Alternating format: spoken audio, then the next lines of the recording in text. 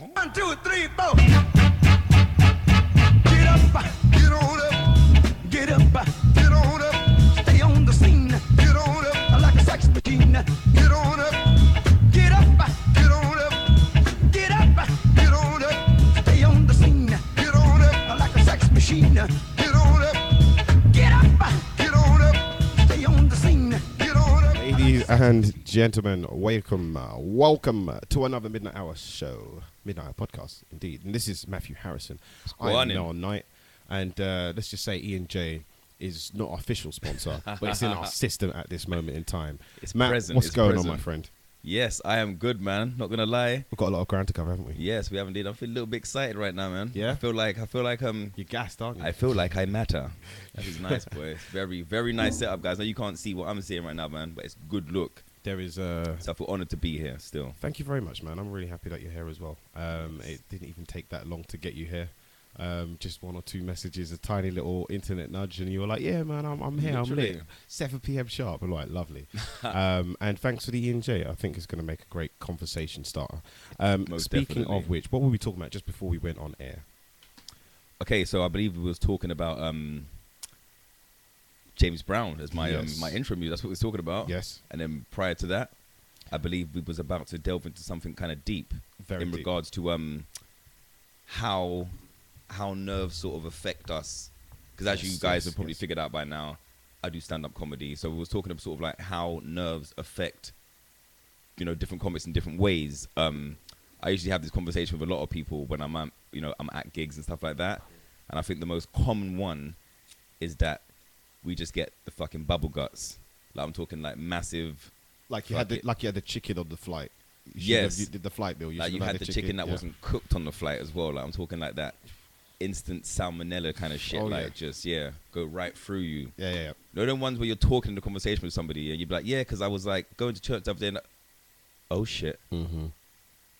oh shit, and that's it. You're gone. Just disappear. Just duck out like that instant shit. So wait, have you had a shit story like you were standing there talking to someone and you knew you had to go mid sentence? Bruv, to me that's not even a story. That's a way of common life. occurrence. It's a common occurrence. Do you know what it is? Like some people have like some people are regular people in it. Yeah. And then you got some people that just get surprised. To get caught off guard. Yeah, by bro. their own bowel movements. I'm the surprisee. Like the amount of times that it's just like, why now? And I've been to some gigs here where the toilets, Yes. like, I wouldn't let a homeless man piss in. So, Have you been to those gigs where the toilet is next to the stage? So it's like if you have to shit, Oi. everyone's gonna know about it. Don't, because I know exactly what gig you're talking about. When you Yes, say that. exactly. Do you know what? I'll be real with you. Yeah? On that particular occasion, I was at that gig, Yeah. and I thought, you know what? The gigs, the toilets by the stage, Yeah. the door don't lock. Mhm. I am driving to McDonald's, bruv. Mhm, I mhm. took fucking 15 minutes out. Is that how long it is to get to Bruv, McDonald's? 15 minutes to the closest fucking lavatory, bruv. Shit. Yeah, ain't none And of even them then you gotta standalone buy a ones. cheeseburger before you can fuck with a minute. The other one's like, yeah, some nuggets to go, Mm-mm. go. Nuggets to go as I drop some nuggets to you guys. Exactly Ugh. that, boy. Yeah, man, I had some, let's say, some tummy problems in school, especially. We used to get these like chicken dippers, and chips were from McDonald's. Obviously, they were frozen. Yeah. Most of the food was probably frozen and processed. We had turkey, Twizzlers, and all that shit. Standard procedure. Yeah, of course, it tastes beautiful, but it'll give you the worst. Like we call it the pre-shit farts. So it would be like you'd be in English class, and all of a sudden you'll just hear, and you're like, "Who's that?" And you look over, and be like, "Fam, I told you, I got the pre-shits." And you'd go through like 4 stages of pre-shit to the point where you started to build your alibi to the teacher. You'd be like, "Miss, I don't really feel so well at the beginning of the class." So that 45 minutes in, you're like, "Miss, I swear to God, it's still not feeling well." Wow. So that when you knew you had to go, you'd be like, "Miss, I don't care if you give me into trouble. I gotta go.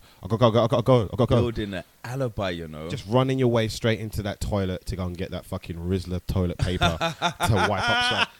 That was the worst. And Bruv, you pull it, wasn't you even try and Rizzler, it was grease- tracing paper, tracing bruv. paper, It yeah, was grease-proof fucking paper, mate. Yeah, exactly that. That's the we shit ain't you put on baking the cookies. pan. I'm trying to wipe my ass. And the thing is, you're right, Rizzler would be more kind. And like the worst thing is because of the way the paper was, you tried to pull it down on the seat, obviously for protection, Yeah. and it would just soak up water quickly. So you'd be just sitting on a wet piece of paper, so that it didn't really dry stuff. So wait, you're saying that even in school days, you knew about the paper on the seat technique? Oh, that was for me because I was black. My mum always said Bruv, if I you know couldn't what? walk around with a toilet seat cover, then like in different strokes, I would need to like put paper down. Yeah. See, do you know what? That's how I know I'm blacker than you, bruv. Do you know why? Yeah. I never had to use. You that just technique. levitated off the Bruv, seat. I fucking hovered. Oh Bruv, shit! I tell you what, I got some calf muscles. I don't even know what these muscles are called, bro. What's the ones? Leg Yeah, muscles. bruv, I just got some next level. I Trapezoids. will hover there. Yeah. Imagine having the ability to like hover and strain at the same time Yeah, but didn't while you? maintaining that composure. But because you hovering above the toilet, didn't you create like more? I know you're thinking more. You yeah, create like and top you're- diving board. Yeah, so you're going to create more of a propensity to get those drop backs, isn't it? No, see what you do then. The toilet paper that you're wasting putting on the rim. Oh, you put it I in put the that toilet down there to break to the cushion. fall, so to speak. Exactly, to cushion the blow, so to speak. You're the motherfuckers that block toilets at house parties all the time because you putting fucking bare paper in. They don't play that shit in Thailand, by the way. They don't even. They say no paper in the toilet, and I'm like, how is that possible? That's with a lot of Eastern European countries. European countries as well. Like, yeah. like Egypt, Tunisia, Turkey. Their sewer Yeah. systems aren't capable of taking all of that paper in. They can just take waste and water. That's it, really. Just If you take in shit all of that and paper, water. yeah, they haven't got to a point where the paper disintegrates by the time it gets to like the sewer, and ain't nobody working in the sewers that Well, are yeah. cleaning that I'm not shit. gonna lie, man. There's some grim jobs in the world. That's Yeah. one of them. Having to be in your resort and unblock my shit. Yeah. My shit. Probably getting. My. You're probably doing 2 hours a day. And you're getting fucking 100 grand a year, maybe. Bro, I don't know. ones It's got to be bank. I'm gonna go for a gamble and say that toilet blockers in Thailand are on investment bank of money in England. Yes. Like they have to be, bro. They probably give them 3 degrees as well. It'd be like, listen, when you're finished with this job, don't worry, you can go on to bigger, better things. Where you want to be a doctor? You used to I shit, reckon don't worry. 5 years. 5 years Proctologist. of unblocking toilets, and you can retire in Thailand. Absolutely. Easily. I would hope so. I hope for their sake. You own maybe your own that's- resort, and then you hire someone to do the job you used to do. You're like, listen, man, I started where you were, all right? But all you got to do is just get your fucking elbows in. So when they say like I started from the bottom, they literally did. Didn't Yeah, they? Like, absolutely. Did you know what I find now though, bruv? Yeah, on a real. You're saying like you have these sort of like bubble gut problems. Do you know what I find now? I find that I no longer trust my body. Yeah. Because now, like, the ones when you want to sort of like, you want to let out a nice little casual fart. Yeah. Like, I don't know whether it's going to be solid, liquid, or gas. Oh, no. And I'm just like, ones who you just sort of like, you stop. But that's what I'm saying. So you squint your eyes now, you look up to Jesus, and you sort of just be like, not today, man. Yeah. Not today. What do you think I have about... that problem a lot, bro. Do you eat a lot of fried food? Yeah. All right, so think about the oil and even the oil from the food that it's gonna let off. Like for instance, fried chicken. Yeah. Without you cooking in oil, that chicken on its own's got oil. Like if you just let it sit in the sauna and watch it sweat, that chicken's be like, oh shit, nigga. Like just you see it coming out of its pores and shit. So the animal fats that's in the food as well as the fat that you're cooking it in. Think of all of that once it gets into your body. You just got lubrication for days. So your farts can never be like, I know where I'm at, fam. Like the fugitive never. with Harrison Ford standing at the tube. He wouldn't have had a chance to get that sentence off if I didn't kill my wife. He would have slipped on himself and gone down the fucking pipe. So Jeez. my point is that if your diet had a bit more, maybe some fiber, some more veggies. Maybe are you good with like oats, like cereals and stuff like Do you that? know what? Bread. I've stopped drinking milk. Okay, that helps. No, I don't know. I'm not lactose intolerant or nothing like that. We are slightly. I don't Depending know. on the milk I source. never had a problem with milk. Okay. The reason why I stopped drinking it is because I watched one of these documentaries about how they milk cows. Oh yeah. I don't know if you've seen that shit. Oh, trust me. It's Yeah. only men can understand this because I don't think a woman's going to be upset about getting her clit licked for 48 hours. But there's a certain point in it. If you got like from Do you know what? If I Superhead, just realized the level that we're going to today. Yeah, So absolutely. wow, I We're was just comics, like, oh. we can go there. You know Yeah. Superhead, right? The famous video vixen, Superhead. No. Wow. Okay, I'm gonna not watched I'm gonna enough pull porn? her up. That way. She's not even porn. She's just she was originally like a video girl, and she came up with something called Diary of a Video Vixen. She dated Bill Maher. She dated a few people. Okay. She's known as Superhead. Never heard of the bitch. I can't believe it. Superhead. What's her name? In real life? Oh God, it's on the tip of my tongue. There we go. What's Katrine on the tip of your tongue, Stephans. brother? Katrine Stephans. She claimed to have bedded a number of rappers and gave up a bunch of their secrets anyway. But Katrine Stephans is known as Superhead because her first appearance, I think, was inside either a hip hop or just a normal porn shoot. And she made the porn star Mr. Marcus, son of a bitch. He lied about having syphilis for months and he shut down the whole industry for a while. Yes, he did, yes. Yeah, that cunt. Evil His real man, name is boy. Spencer. Come and find me, nigga. His dick looks like a picnic bar. But yeah, so he's he basically came really quickly to her, and she was known across the hip hop and video vixen or whatever world that she was dabbling in it as Superhead. Yeah. Now, I'm just saying, the best head you've ever got, surely after a while, your own balls are telling you, ain't got nothing left in the tank. Stop before she sucks the beans out of the tube. So you're like, stop, calm down, slowly, just kiss it, instead of fucking trying to devour the hog. So that's my point. That's my point of cows getting milked. Like, after a while, you got to understand that it will hurt them. And those cows are going to get sick, and all you do is just stick them full of antibiotics so that they can stay alive to keep milking more shit. Yep, and it's literally the equivalent of being fisted for life. That is their life. They are being fisted. They are for being life, because fisted. what it is they have to remain in a certain state of, like, for example, just say, I even apologize for saying this right now, but imagine you're being banged, like, that just sounds so raw. A cow being banged. What you mean, like in prison, like getting raped over a bag of rice or something? For them little sachets, boy, and little sachets of joy. But so they sort of have to stay in a permanent state of being banged, so that their bodies keep producing the milk. Yeah. So in a way, sort of like permanent pregnancy, which is permanently feeling that in your arse. Yeah. And that's what happens to them for life. So when somebody's milk is coming out, often what you can get is a mixture of blood and pus. Now, as a kid, I always thought that when I drank my Cocoa Pops, stuff like that, milk, I always thought it was the Cocoa Pops to turn the milk chocolatey. Oh shit! Apparently, it could be pus as well. So when I heard that shit, I was like, you know what? Fuck oats, fuck cereal, cocoa milk now, almond milk, soya milk, all that shit.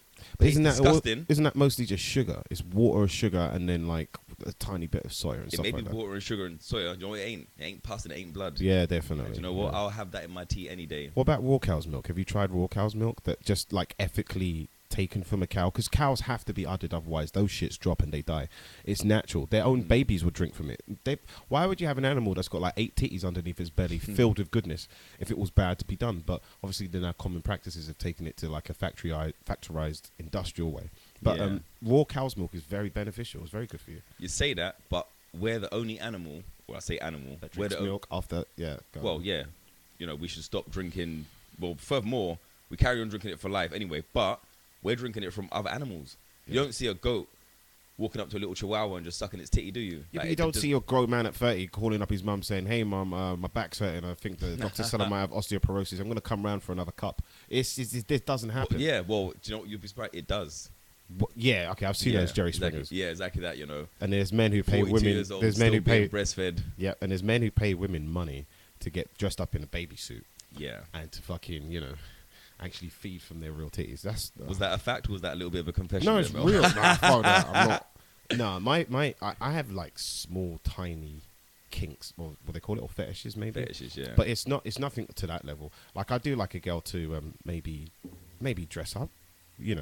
I don't mean you got to wear heels in bed or you got to fucking look like a dominatrix or anything like that. But a bit of dressing up is nice. I like some Brazilian panties, French knickers, that kind of stuff. I wouldn't exactly call that a fetish. Fetish is more like, I want a chick to put on like a Nazi uniform. Ah, yeah, well, that's just straight up weird, yeah. I like to fuck in public, though. Not in public, in front of people, but I like to do it in like public places. Like I did it, famous one of mine was the White Hart pub in Liverpool Street. Wow. I just, not in there, but I just kind of ran adjacent, near and like across the road, kind of in an alleyway, kind of with people walking in and out of a kind of apartment complex, kind of. And I didn't want to be too close to a dumpster, but I felt like I needed it in the shot just to, stay my true integrity of a dirty ass motherfucker. But yeah, no, you filmed that shit, didn't you? No, I didn't. It was probably filmed anyway. There was so many cameras. Literally in town. Snapchatting it up, like, man, they could be getting this pussy, motherfucker. Like, I know you're. Well, the funny thing is, she became a cop afterwards. She became a cop afterwards and told me that there was definitely camera coverage in that area. So I'm like, oh gosh, I'm now notoriously known to Scotland Yard as an outside dick slinger. But yeah, it's fine. It's good though. Slanging dick. You ever done anything weird outside in certain places? Do you know what? The weirdest place I've done it probably is like back in the day, I used to live with my mum. And most of us anyway. Hey man, some news breaking shit, like breaking news. I lived with my mum back in the day, yo. They used to know that, family. But yeah, what it was is like, I lived in one of them places where the walls are thin, bro. Yes. Like when a man sneezing next door, like someone next to him saying bless you. It's like that. It was too close quarters. So me and my girl used to sort of like go to a little place, a little secluded, She's gonna kill me if she ever hears this shit in it, but fuck it. It's life, innit? We all do it. Same girl. Yeah, same girl. Wow, you've been with her for how long? 13 and a half years. Wow, congratulations, dude. Thank you very much. You already are married. No, we are engaged. You're engaged, no, but I'm Yeah. saying I was talking about this with Elizabeth Scott. She was on 2 episodes ago. About when you just used to go out with someone. There was no labels. You didn't put any extra special pressure on yourself to do stuff within that confinement of I just want to hang out with this person. And for 13 years, that is proof that you can just go out with someone.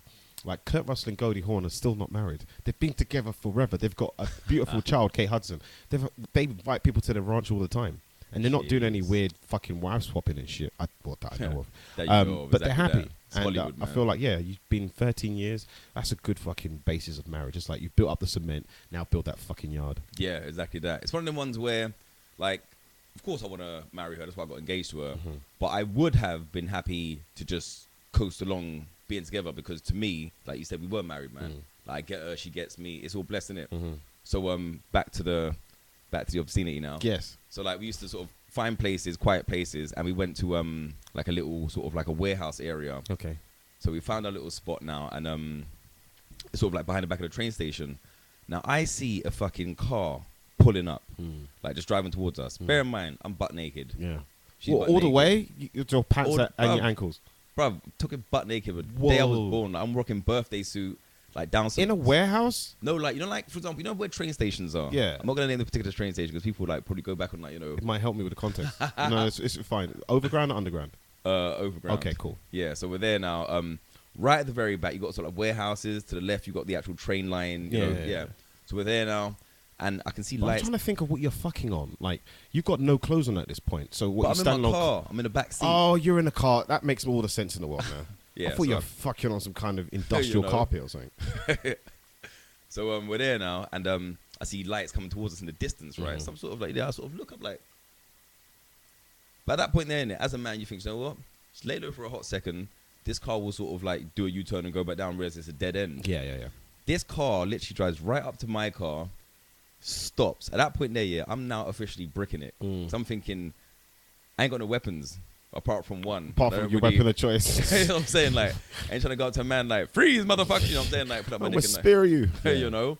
So the door opens now. A dreadlock guy walks out, like full blown rusty, goes to his boot, opens the boot, and it appears that he pulls out 2 bags. One bag, I kid you fucking not, bruv. It looks like it's a black bag, Yeah. and to me, the only thing you got in a black bag is body parts. Well, okay. Yeah. All right. Now I was gonna say maybe he's like trying to get rid of something. Going. Bruv, it looked like body parts. You know, your mind's playing tricks. I'm Yeah, of thinking, course. And you see maybe too that's a many movies. head. I know I can see an elbow. That's an elbow in that bag. It's a fucking elbow.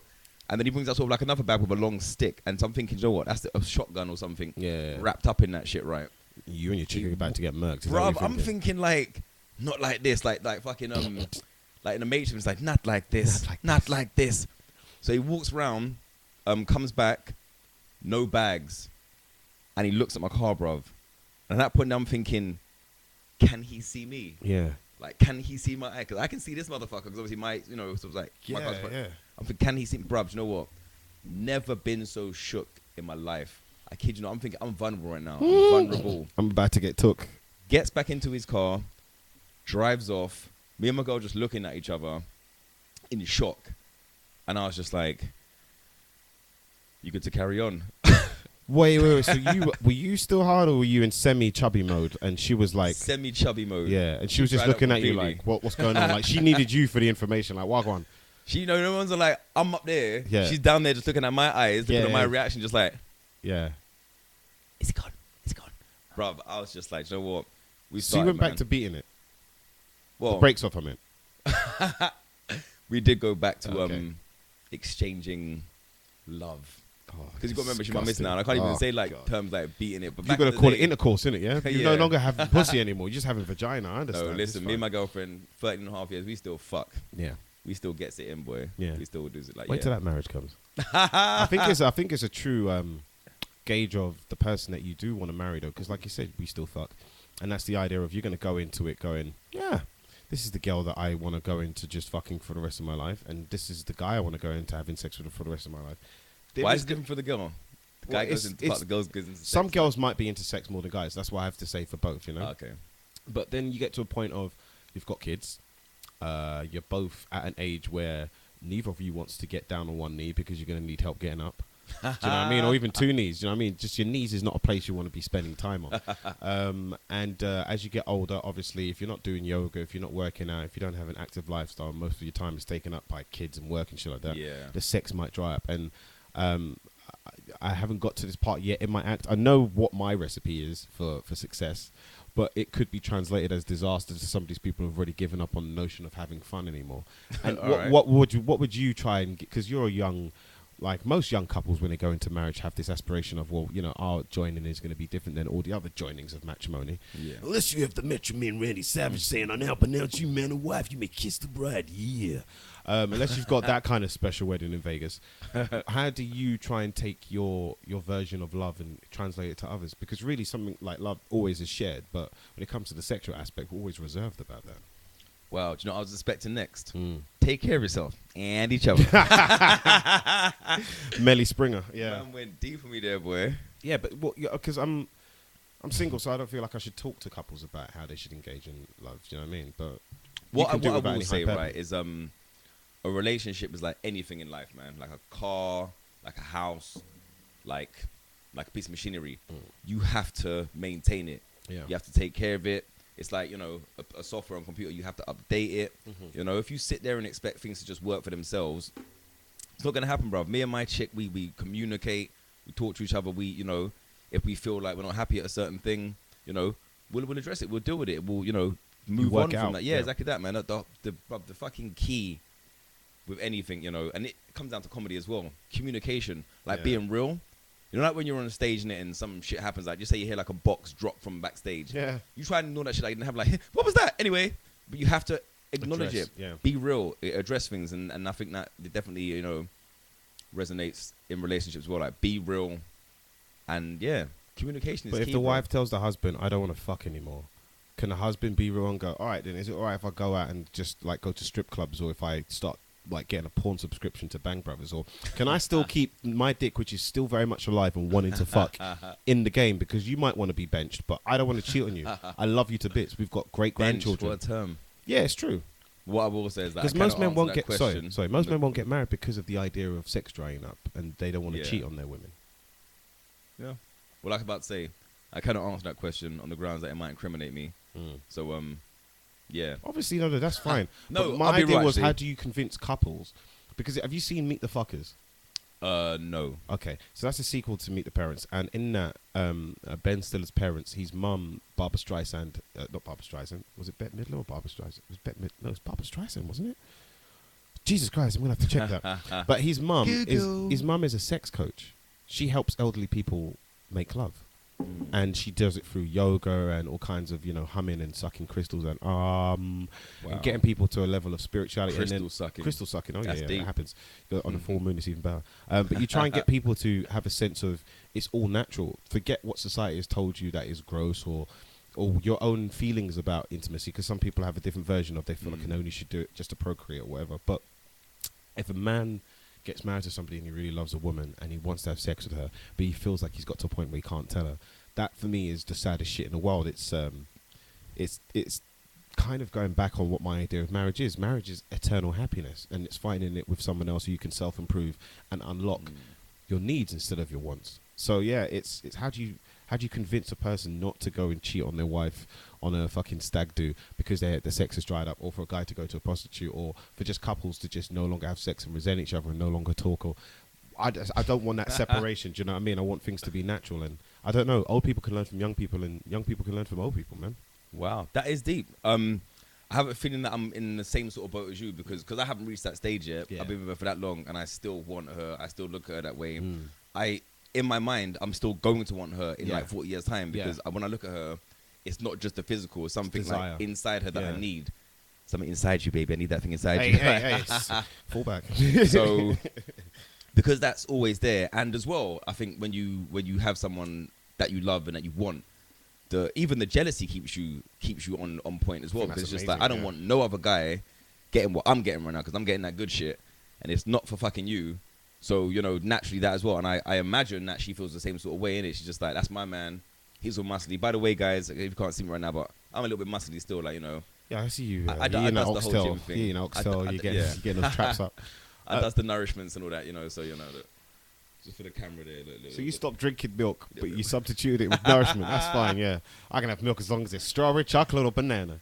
Or vanilla. Or vanilla, yeah. I ain't discriminating against no motherfucker. Vanilla will do me fine, motherfucker. Yes, does vanilla. Okay, so no, but I think you halfway answered the question, and you kind of got to your point as it stands with you, because really some people find it hard to take themselves out of the equation and try and project it and answer to others. But I think my point was that I think marriages, I've changed so many times. When I was younger, I was like, I never want to get married, and for some reason that attracted more girls than I could ever possibly imagine. I didn't do it to get that. But I was just, whenever I got asked the question, no, I don't want marriage. Kids, maybe one day, but then that would mean I'd have to get married, right? And I kept getting asked this question as I grew up. And then it changed, I think, when I hit 30. And I was just like, well, you know what? A lot of my friends are getting married. Yeah. They are getting married to amazing people. I actually loved being at the wedding. The wedding was fun. Yeah, I even played the wedding. Good, bruv. Oh, yeah. Go to a place like, in a way, if you're having a wedding, bruv, yeah, I think personally, you should be charged for an invite. Yes. Because the amount of money that I'm spending to feed all these hungry belly motherfuckers that are, personally, a lot of them are coming to just comment on shit like, look at her dress. Who she thinks she is, like, what kind of shoes she got? Well, open toe, yeah, open toe, yeah, open toe. Like, there's so much people, like, there's so much judgment of people out there. And it's like, how do you decipher between, like, you know, who was coming out of that genuine love and who's just come to be like, I want to look on her frock. Yeah. The other ones all like, you know, what kind of food was there? Like, oh my god, did you see the starter? Like, oh my god, what's pate? What's patty? Yeah. It's pate, darling. You know, learn your shit. So that's the thing that I'm sort of dealing with right now, because I'm thinking the venue's going to be a certain size. Let's face it, innit? We're going to have a fair, equal number of guests each. So I'm going to pick, like, say 70. She's going to pick 70. How do I now pick these people that are going to come and celebrate with me, yeah? Because, you know, like, mums always want to get involved in this shit as well, yeah? Mums are just like, oh, don't forget her. Don't forget, you know, Yvonne and, you know, Sharon. I'm just like, yeah, I know you know Yvonne. I know you know Sharon. But who the fuck are they to me? Like, they may have changed my diaper once as a kid. So what? Like, I don't know them. I don't relate to them. So it's just like, but you want to bring them for you. So that's going to be, like, another challenging thing, like, you know, to invite people that matter to me. Ceremony reception. You always break it down to the most important goes to the ceremony, and then it's not that you're the least important, but you don't really technically have to be there based on the fact that I haven't made a phone call to you in more than 3 months, but we're still tight. I went to school with you, you know, every once in a while I see your emails or I see a post and we chat, but it's not people based just on, like email every now and then. Who emails anymore? Like, some people do. Emails business only, like, you know. Some people like, email still, and I'm telling them, like, email, dude, you've been like buried underneath Wildcher and Groupon. That's what I was gonna say. I'm sorry I didn't see it, mate. You got buried underneath Groupon and Wildcher fucking updates. But yeah, it's like you said, family and friends, you know, they especially with the family aspect, that changes in terms of who stays in your top 5, your top 10, and who you still talk and hang around with. And when you're now got a top 70 to do, some of them are no-brainers. But then when you get down to the last 20, you're like, oh my God, some guys aren't going to make the cut, some girls aren't going to make the cut. And then there's also the whole thing about family. You know, people always say, like, blood is thicker than water, right? Bruv, I got some family that I'm not going to lie. They're like diluted Ribena, bro. There ain't no blood there. Like, you know what I'm saying? So I'll trade them in a minute. Yeah, I'll take a colleague from work over certain members Listen, of family. I'll take Jaden Pinkett. What's his name? Jaden Smith. Yeah. If he was all of a sudden emancipated and just looking for a family, I'd be like, come here, nigga. I've got a brother that I can't wait to trade. At least you're younger now, so I can turn the tables. But yeah, give him a scorpion boy. Get over here. Get over here. Come into the wedding, motherfucker. Yeah, no, I thought about weddings a lot because I recently played one last week for a good friend. When you say you played, you mean you was master of ceremonies? No, I was a comedian. Okay, so cool. they had a person who was master of ceremony, so to speak, a very attractive girl, but I don't know. She didn't really MC me up on the stage. She read off of the bio which I gave them. But coming to the stage, we have Miel. Miel is coming. Miel. Miel Ginnett. No, she wasn't ignorant backwards. But yeah, just to say, both me and Carl Wallace. Obviously you do. Yeah, yes, both of course. Yes. Carl was the magician. And so I did comedy, somebody beatboxing, and Carl did some magic. And to say, it wasn't the toughest royal variety wedding. Yeah, royal variety wedding. Yeah, they had the best. What can I say? But the whole theme of the wedding was like goth rock and roll. Nice. So loads of people dressed in black. So many. I love the jewelry, like skulls and gargoyles, and people had earrings and whatnot. And really, we looked like the wedding party of we were the wedding party of just before the apocalypse hits, and we were the only people who weren't scared. We're like, fuck yeah, let's take a guitar outside and play some music, attract them to us and start fucking killing them. And then also we were like the auditioning fucking line that you'll see outside Rock of Ages. Do you know what I mean? Like, it was amazing. Jeez. And so needless to say, I did my little bit, said about because I missed the ceremony, so I was like, I'm so sorry I wasn't there to see you, releasing the bats and other stuff like that. And Carl went up and there, and he I did like that transition, like bats and doves. Like, yeah, absolutely. And Carl did a lot of people didn't get it though, believe it or not. I was like, I'm not going to tell you what that joke means until I get off the stage. And I was like, did you not get anything? One guy was like, what do you mean about releasing the bats? I was like, well, what isn't it usually doves? I don't think you guys are into pigeons. They're like, oh shit, oh. But I what you mean? Yeah. But it was a good night. Carl went up there, did his thing, absolutely smashed it, and he got the bride to do a trick, got the groom to do a trick, and then did his famous nail trick. Of course, which the old nail trick. The old nail trick. It's gone wrong one too many times. Well, in Poland, definitely. To that poor by the way, lady one time news, is one too many times with that trick right there. Like, wow. If a nail goes through your hand, that's one too many times. It's just a nail though. It's just your hand. It will heal. Yeah. It's just the pain that you're gonna have. Bear in mind, I'm not talking about a fingernail. I'm talking about a fucking nail. Yeah. Like it's what, nail, 7-inch nail, something like that. Well, yeah. Because I remember Carl does a joke about I'm sorry if I'm not doing this justice, Carl. He goes, it's a 6-inch nail for some of you guys, 5, 6 and 6/4 on a cold day. Standard. But yeah, it's a great trick, and obviously it's been fucked up by many people, and he's actually fucked up. Carl Wallace, type it in. He's been on a few newspapers. But yeah, so we did our thing, and the wedding was fun afterwards. I was trying to get in and out, but before I knew it, I was watching the rock band who... Of course you was. Come on, man. I was spending most of the time in the green room with them, so they actually got me more ready for my set than anything else. I bought 2 notepads. I went over my act about 4 times in my head and how to transition it from my normal material to make it more palatable for this wedding. And it was good, but I'm saying... I was in my own head for about 2 hours before that, and I drank a Guinness, I drank a beer, I smoked 2 joints. I still wasn't there, but going in and out of my head, I had these guys in the green room, and everything we were doing was just natural. I think they're going to come on the show soon. They're called Shot Through the Heart. And the conversation we were having was nothing but just brutal fucking entertainment. Let's get to know each other on a less ego level, but let's still keep it like with the jokes and everything popping off. Like, let's be our greatest personality selves because we're meeting a like-minded person who likes to rock a stage or sling mic. And it was fucking amazing, bro. And what can I say, man? Weddings, that was my original point. It's brought me to a new light of the people that you see, the joining the families, 2 people making just a conscious effort of going, I know it's failed for a bunch of other people, and the government and institutions want to make it theirs, but this is our motherfucking version. Exactly that. Okay, this is our our wedding party's going to have this music, we're going to have this food, we're going to have this drink, we're going to have these people. It's true, actually. It's like, it's almost like the one thing you get to actually fucking decide on. Sticking it to the man, yeah. Yeah, it's just like, you know what, I want it this way, I want it that way. I've emceed 2 weddings, bruv. One was my cousin's, that was my brethren's as well, yeah. And it's a beautiful thing. Yeah. And you know what the best thing is as well? It's like, it's never a tough crowd. No. Because when you go to a wedding, people are haps. There's a good vibe, there's a good energy. You're feeling that buzz as well. So I'm just there, and I'm just like, I was bringing fire to the stage, bruv. Yeah, I was seriously, you literally had to fucking like just cool myself off like after like, each interval. I was killing them, and that was like, made me even think maybe I should look to like a career in that. People saying like, is he a professional? Yeah. I think he's a professional. It's just like, I was that good. I was on fire, man. So proud moments. And I even got the gift for one of my weddings was a watch. Armani watch there. Thank you very much, my cousin. Nice. Literally. So that's just bringing me to like one other point. In weddings, there's always somebody who gets a bit too drunk. Have you got any images in your head that are coming to the forefront straight away? Well, like Green says it all, really. Were you that guy? Damn, it was me. No, bro. What I did have, I had a cousin, right? Love him to bits, yeah. But he's the kind of guy who turns up to places with no money. Oh no. So and this wedding wasn't an open bar. There was an actual bar there to buy drinks. Yeah. So he thought he was just going for free shit. Yeah, exactly that. Wrong. Try again.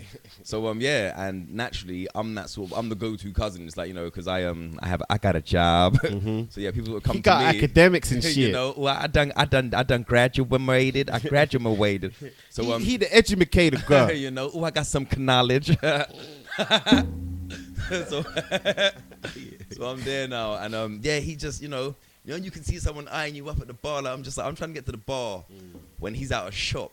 But it's like the moment I get to the bar, man just pops up, bruv, like a fucking boner, like boing. Yeah. Like he's just there, like, hey, what you saying? What you getting, bruv? Hey, well, I beg you, hook me up with a juice, and hook me up with a juice. And it's like for the first couple of times, I'm like, yeah, but after a while, it's like, bruv, man, like I know you're getting some kind of dough money. Like, what are you using it on, bruv? You know, it's just like, you can't put all this shit on me. Like, I wanna buy my own drinks as well. So he was that guy who was getting uncontrollably drunk, not even off his own fucking shit. Yeah. It's drinks that are being brought for him. How drunk can you get from poncing drinks? Very. Bruv, that shows he's got some mind over matter shit going on. Like, he's got that, like, when you see a puppy with a broken leg, you want to heal it. He somehow turns on that whole act. It's just like, you just want to help him. Just like, oh, man. He just comes in on a skateboard with one leg. Motherfucker a drank. Like, that's how it feels, bruv. So, but yeah, he was that guy, like, proper just, when people get drunk and they get touchy-feely. Yes. It's like, man, I'm wearing a fresh suit, man. Get your dusty hands off me, man. Oh, so he's crusty. Your knuckles are scraping the material on my suit, bro.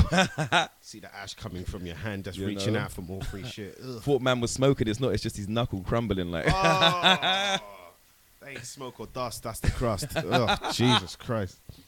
You got bars though, believe it or not. In the pre-show, you doing a little bit of rapping. So did you start with like poetry or performing arts and stuff? No, do you know what it was? Yeah, I think every single black person has dabbled in rapping in it. Not all. No? Oh you my never God, bust no bars? I've got to show you a show of. Do you remember Faking It on Channel 4? Was you on that? No, not me. I Come was on. about to say. But on Faking It, there was this black guy, and he was, I think he lives somewhere, like maybe West London. And his favorite, like, they asked him what music do you listen to, and he said Shania Twain. That was his first. That was the first, though. Whoa. That was the first that came off. There was no rap in there. And what this Faking It was based on was to make him into a garage MC. So they were to try and make, they tried their best to blackify the black a man. whiteified black guy, yeah. Which was tough because he grew up not around any of these street stuff. And I think by the end he did a decent job, but the whole point was that he struggled to get his head around bad grammar, the vernacular of Ebonics in the street, you know what I mean? And just about listening to this music, because when they asked him at the top of the show, what music do you listen? What are your favorites? He goes, oh, well, I like a nice bit of, when someone goes a nice bit of, you're expecting like a dancehall track or something that people are grinded to. When you're like this, I like a nice bit of Shania Twain. You're like, what? Where's the just like in that? So yeah. So I wouldn't say every black person wanted to rap because he certainly wasn't one of them. And I got a feeling there's adopted kids growing up in certain areas around parents who made them listen to Neil Young. That was it. Do you know what I mean? That's it. Yeah, that's a hard upbringing, boy. Being stuck It's with a that hard shit. knock life, yeah. But so what it was is like a lot of my boys used to go to Luton back in the day. One of my bigger friends had a studio up there. When I say studio, it's like he had a airing cupboard that he put a microphone in, extension lead to the front room. But bro, you know what? I rate these guys, because all the equipment in their yard, every single bit of it, stolen. Licked it from like schools, shops. And I thought, you know what, you guys have done well, man. Yeah. They say crime doesn't pay, that shit does. Yeah, we made definitely. some beats. But so they got all their equipment, however they did, and they, brought up a nice studio.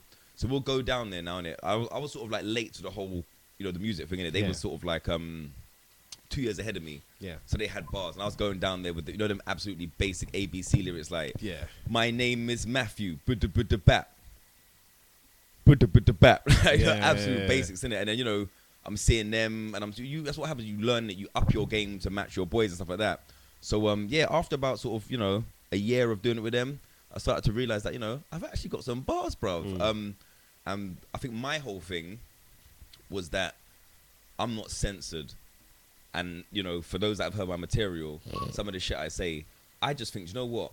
It's comedy. Yeah. It's life. Don't be offended by silly shit, man. So, so my lyrics were sort of like explicit and just different. And I think that's what, helped me almost transition to comedy, because I was almost looking for a reaction from my bars. Yeah. So I'll be spitting these bars. I remember the first lyric that I ever wrote and actually performed in a club, because basically went to sort of like a club in the West End. Yeah. It was someone's birthday. Well, all of us are MCing, like all 4 of us. Okay. And, they was MCing, and they had them good sort of MCing bars. And I was sort of sitting there just like, I want to do it, but I'm a bit scared. But I want to do it, but I'm a bit scared. And then a garage tune came on, bruv, yeah? Which one? Do you remember? And yes, I do remember exactly what one it was. It's an instrumental one, and it's the one that goes... Do you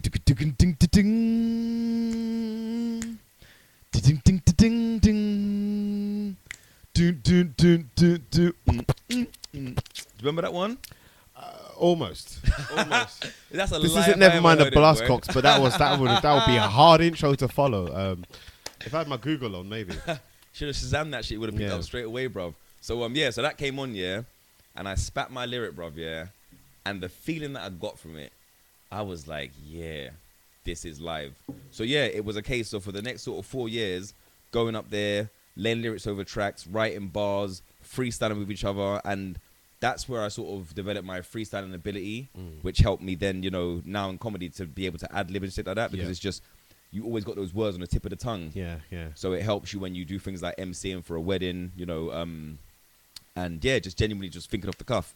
You know? There was a part of, I think they measured this for freestylers and battle rappers. They measured, I think, a part of their brain that when they are in the heat of the moment, how they can quickly switch the train tracks to go down another lane. Do you know what I mean? So it's like, I've got my written shit, and this is some fire shit that I've brought up, and this is like, if I'm getting killed, fuck round 3, I'm bringing this out next. You know what I mean? Like they've got all of those bullets in their guns, and then they've also got like 2 days or 3 days worth of sitting in front of a thesaurus to make a point be even more poignant. So based on that, they are literally opening up parts of their brain which you could only do if you were doing an assignment or an essay or dissertation where you had to access that type of information based on a certain path that you had to finish. In the same sort of way that those taxi drivers back in the day, you know, the knowledge. Absolutely, that they apparently use a certain part of their brain that's untapped to like every other human. To be honest, who the fuck needs to know the name and postcode of every single street in the UK, man? They don't. I say, get a life, motherfucker. There's Uber now, man. Like, you don't even need that shit. But, you know, they've got this part of the brain developed, you know, and yeah, in a way, I feel sorry for them, you know. Why? Because the taxi people have been getting like it's not pushed even that. out by Uber. Imagine you trained your whole life, like you worked on biceps, like, you know, bicep is the muscle. Like, oh my god, my bicep's so big. Like, oh look at me, oh my god, it's so strong. And all of a sudden, girls like, no, I like necks. Necks are my thing. Like, I like a nice stick. And you've worked your whole life just building up your biceps. So, you know, in a way, they sort of developed this part of their brain now. Yeah, it's like, fuck you, sat nav, piss off. You know. Yeah, it's true. Harsh. But the thing is, satnav has led people down to do you know what I mean? I've never been a proponent of TomTom or satnav or anything like that, because road signs are still the way forward. If you stop reading road signs, you aren't going to know that this junction is closed. You aren't going to know that the road is all going to turn into one lane, and you're the only prick on the outside that no one's allowing in because you didn't find out until you got right in front of that little yellow sign. Did you believe them stories though? Like people like driving off bridges and shit, like just... Yeah, of course, man. I believe all the shit. Yeah, everything I've ever heard, I half believe. Like there's someone dumb enough or uneducated enough to have been that person, yeah. Do you know what though? That'll make a real good excuse, man. Imagine that if you got caught cheating. But like, baby, I wasn't trying to fuck her. It's just the sat nav led me that way. Yes. It said take a left, take a right. It said undo her fucking knickers and get in that pum pum. The German lady was very pushy. Yeah, exactly that. I was just listening to the voice. It just said, please fuck bitch now, one pump. You know what I'm saying? So good excuse. But then that's a person who, if you're sitting in a pub or standing with his mate, and his mate tells him go fucking piss all over the fucking bar, he would do it.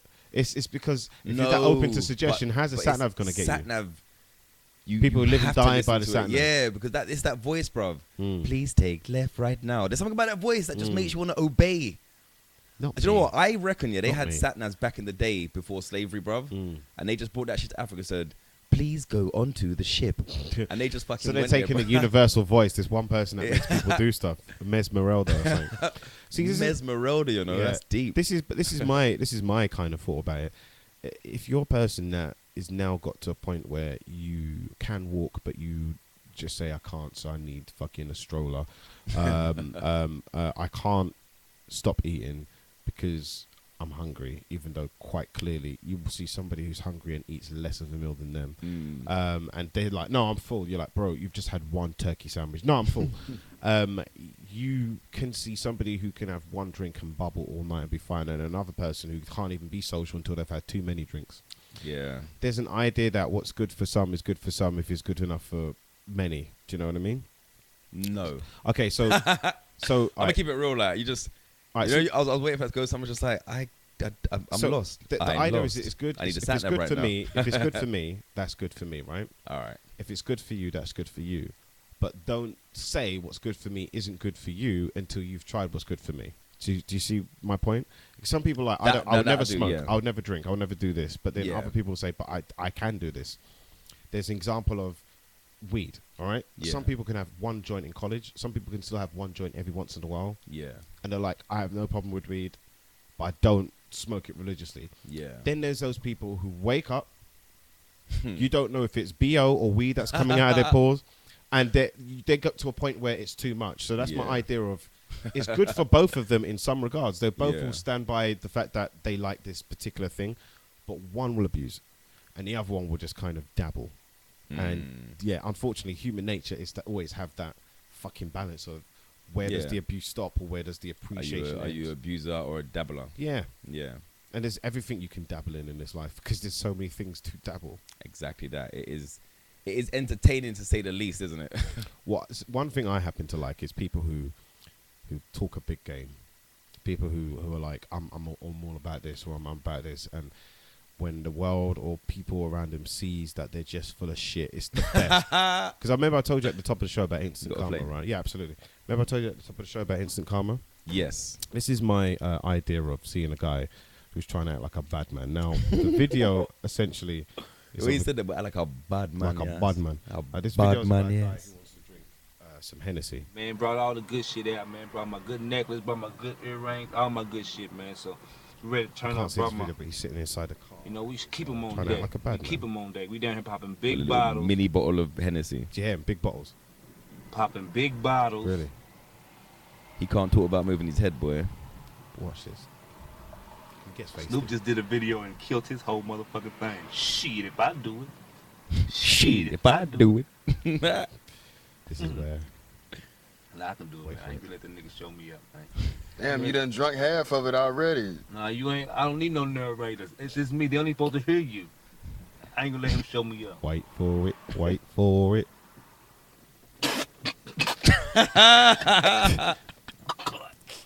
Good. Wow! Cut! Cut, man. Cut, man, for real.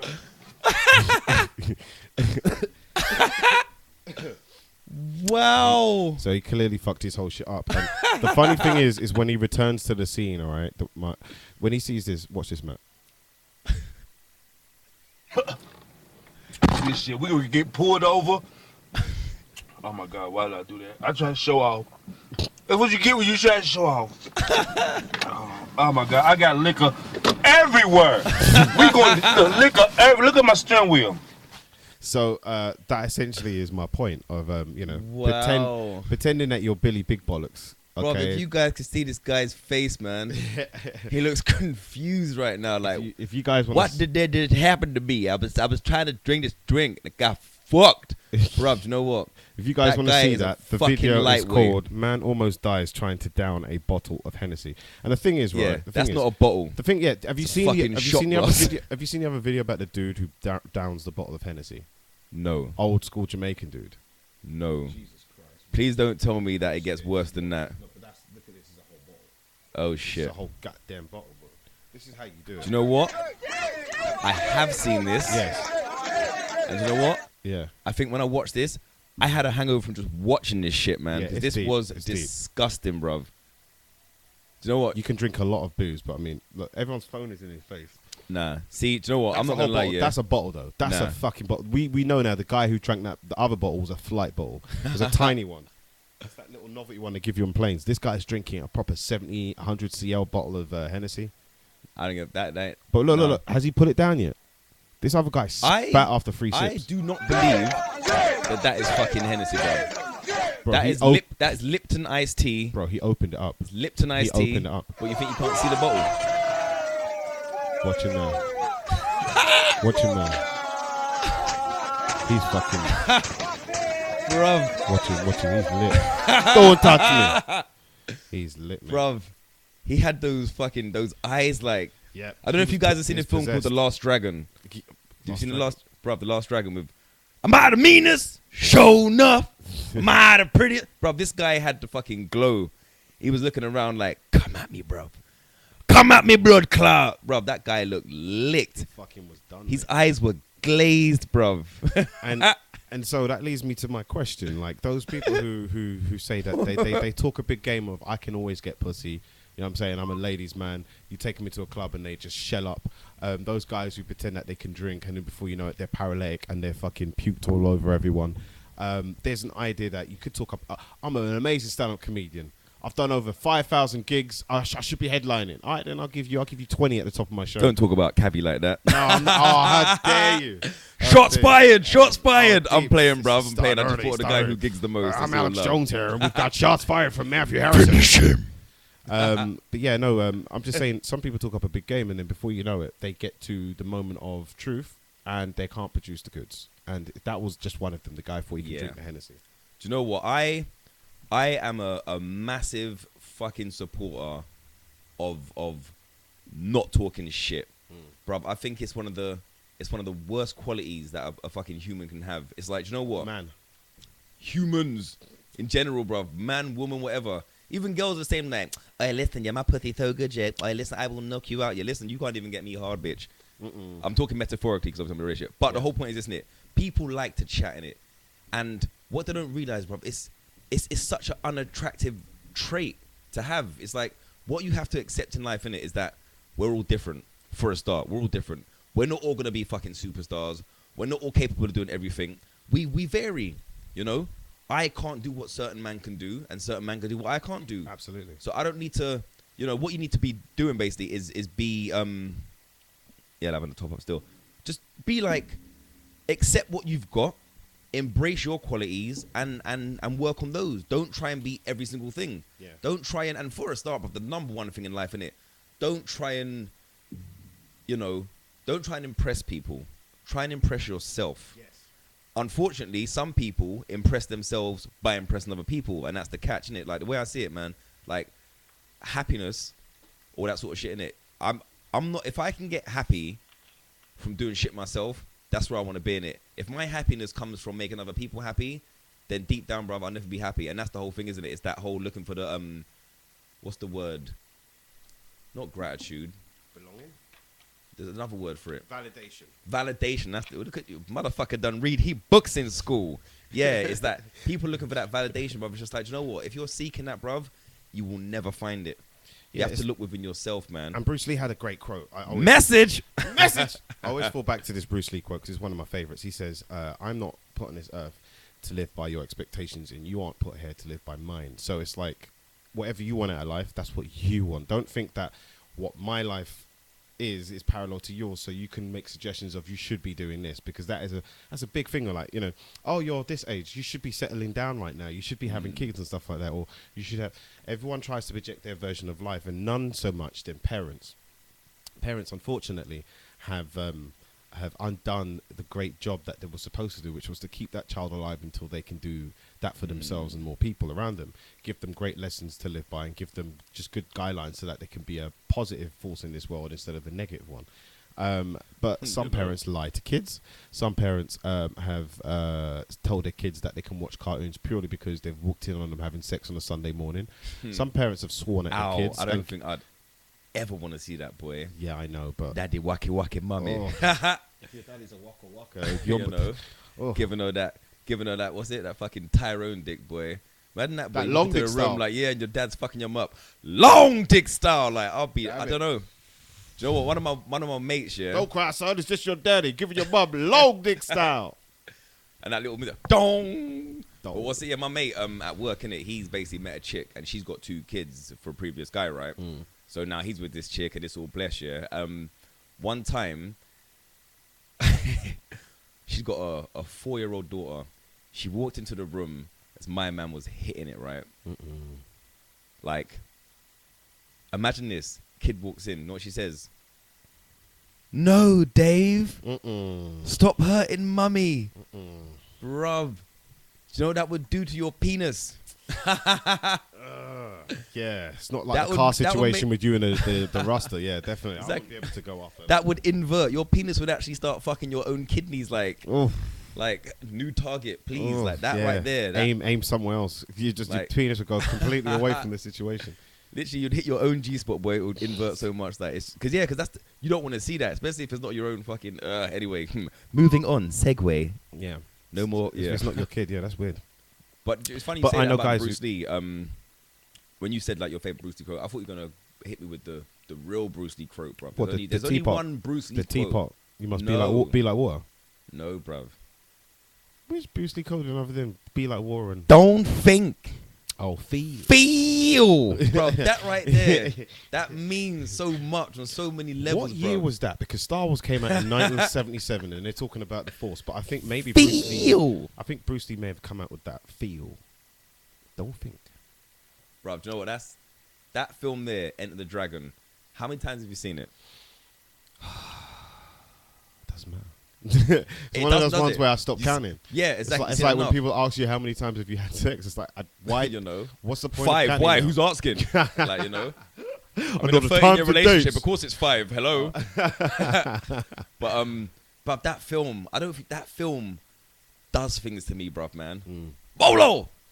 Like, Yeah. just man, and Scary. I still want the jumpsuit. the yellow one. I love playing Tekken back in the day just to be Law. yeah, Because I had the standard, jumpsuit. innit? He was literally the Law Lee boy. But you know what? Fei Long as well was one of my. Was it Fei Long? Do you know what? In Fei Long Tekken, was yeah, it was Law, Lee, and Lei. Yeah, I was gonna say the one who was the Anybody cop in begin it. with L? Law. The cop who was Anyone Lee. begin Yeah, with yeah, L yeah. in that game, yeah. He was amazing. Chung Wu Lei, was that his name? The cop. I don't know, man. I fucking love that I cop. don't was know. sick. It's a Chung I Lu don't Lei. know who he is. I don't know who the motherfucker you Chung Lu Lei. I don't know. But That is one of the best Hong Kong accents I ever heard. it's so good. You Have you done accents on stage? Do you know what? It's something that I'm actually working towards. Okay. I remember the first accent that I did on stage was oh wow. You just opened up a door in my mind. One of my first ever jokes here, I was talking about what guys ring up like phone sex lines. And so the first official voice that I did on stage was one of those automated ladies, you know. For a black woman with big tits, press 1. For a for a German hooker with a big ass, press 2. For a ginger woman, hang up now. Now that was my first ever joke, bruv. Looking back at it now, it's shit.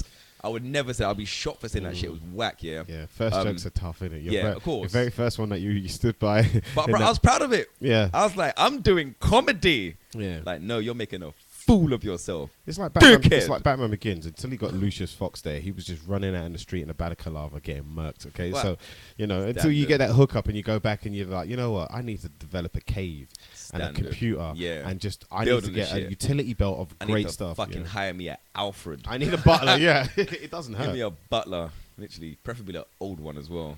Make the best Absolutely. butlers. But yeah, so I believe the next accent that I did on stage was a kid's voice. I was doing this whole thing about how children have that. You know, like for example, when someone wants to ask you something, Yeah. but they're scared to. So for example, Yes. like someone wants to lift home from work in it, and they'll be like, "Oh, so where do you live?" And I'd be like, "Hammersmith." Why? They'd be like, "Oh, do you drive?" I'd be like, "Yeah, I drove tonight." They'd be like, "Scene." It's like they did. I'm saying, and that's the same way that a kid would ask some shit. So, like for example, Yes. if you're eating a chocolate bar, yeah, and the kid's looking at you eating a chocolate bar, and just like, "What's that?" You're like, "It's chocolate." Is it nice? Yes. What does it taste like? Chocolate.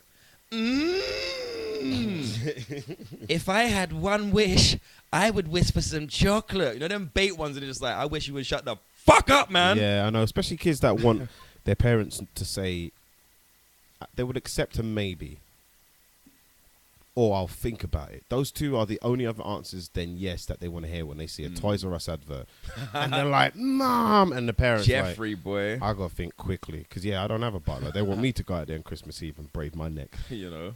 Um, Ain't shit open on Christmas Eve as well, boy. Them Absolutely. last minute fucking shoppers. Don't do it, man. have you been enjoying the? I was gonna say because Christmas is segueing for me into Easter. Have you been enjoying your Easter holidays? It's been a shit bank holiday in terms of weather.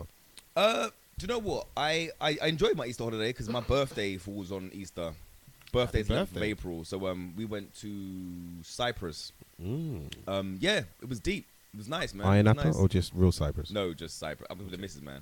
Come, man. No fucking like. No, I didn't mean Iron you can take your missus to Iron Apple. I don't know why. Apple. I don't you know, wanna. man. I don't know. It seems like about a that, lads and girls holiday, innit? It seems like a place that Yeah. you leave London to go fuck. That was the old Tinder where you'd go to Falaraki, It literally Magaluf, was, or wasn't it, all of boy? those countries, and you know you're A gonna real beat loads of life other Tinder, like, Brits. just Yeah, Walking up to bitches going like that and just like swiping left on their face, like yeah, like, you'll do. yeah. It's just a Tinder resort, and you just Tinder go there resort, and you know. fuck. It's true, and you'd come back Yeah. to London knowing that you fucked some board that was from England or Manchester or somewhere in the UK. Okay, some guys would go for the locals, but mostly you knew you were going to go to a place where, like The Ibiza as locals. well.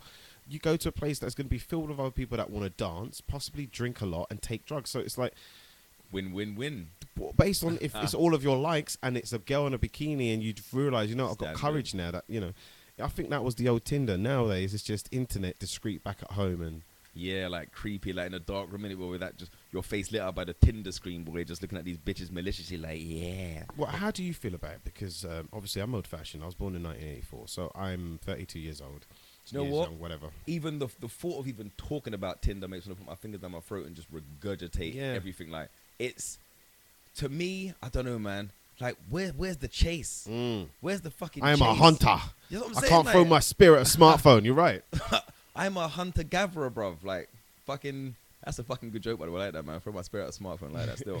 But yeah, to me, that's the fun thing. Like, the whole, because let's face it, innit, I'm in a relationship, but I still flirt with people because it keeps me on my A game. If I don't keep on my A game, my girl won't want me anymore. So I've got to keep, making Viable. sure that, I'm still that smooth dude. Yeah. Hence the gym. Bicep. Oh, stop it. Perfect. But no, you're right. There has to be a certain level of competition amongst. Yes, totally. If And you if just you swipe stay- onto a girl who's just like, her profile's like, I'll fuck you, you'll fuck me. Or I'll like, fuck this. Yeah, exactly. I just that. have to be that. Just to me, that's probably a bigger turn off than anything.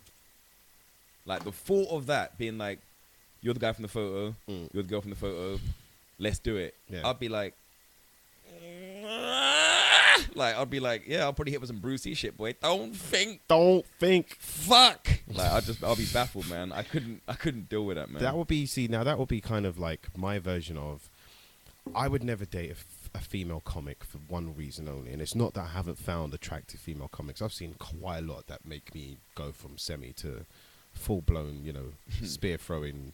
But what I really Janko, boy. yeah, proper. But what I really see in it is this: there's a certain level of vulnerability amongst anyone who decides to go on stage, right? Yeah. Their level of vulnerability is going to be probably the same as mine. So none of us are going into this relationship as normal people per se, right? But when you are now exploring Tinder, I have to then say, this is, I can't ever. And I mean, there are some hot comics who I know who are on Tinder. Do you Yeah. think I would even want to just go in there to browse? No.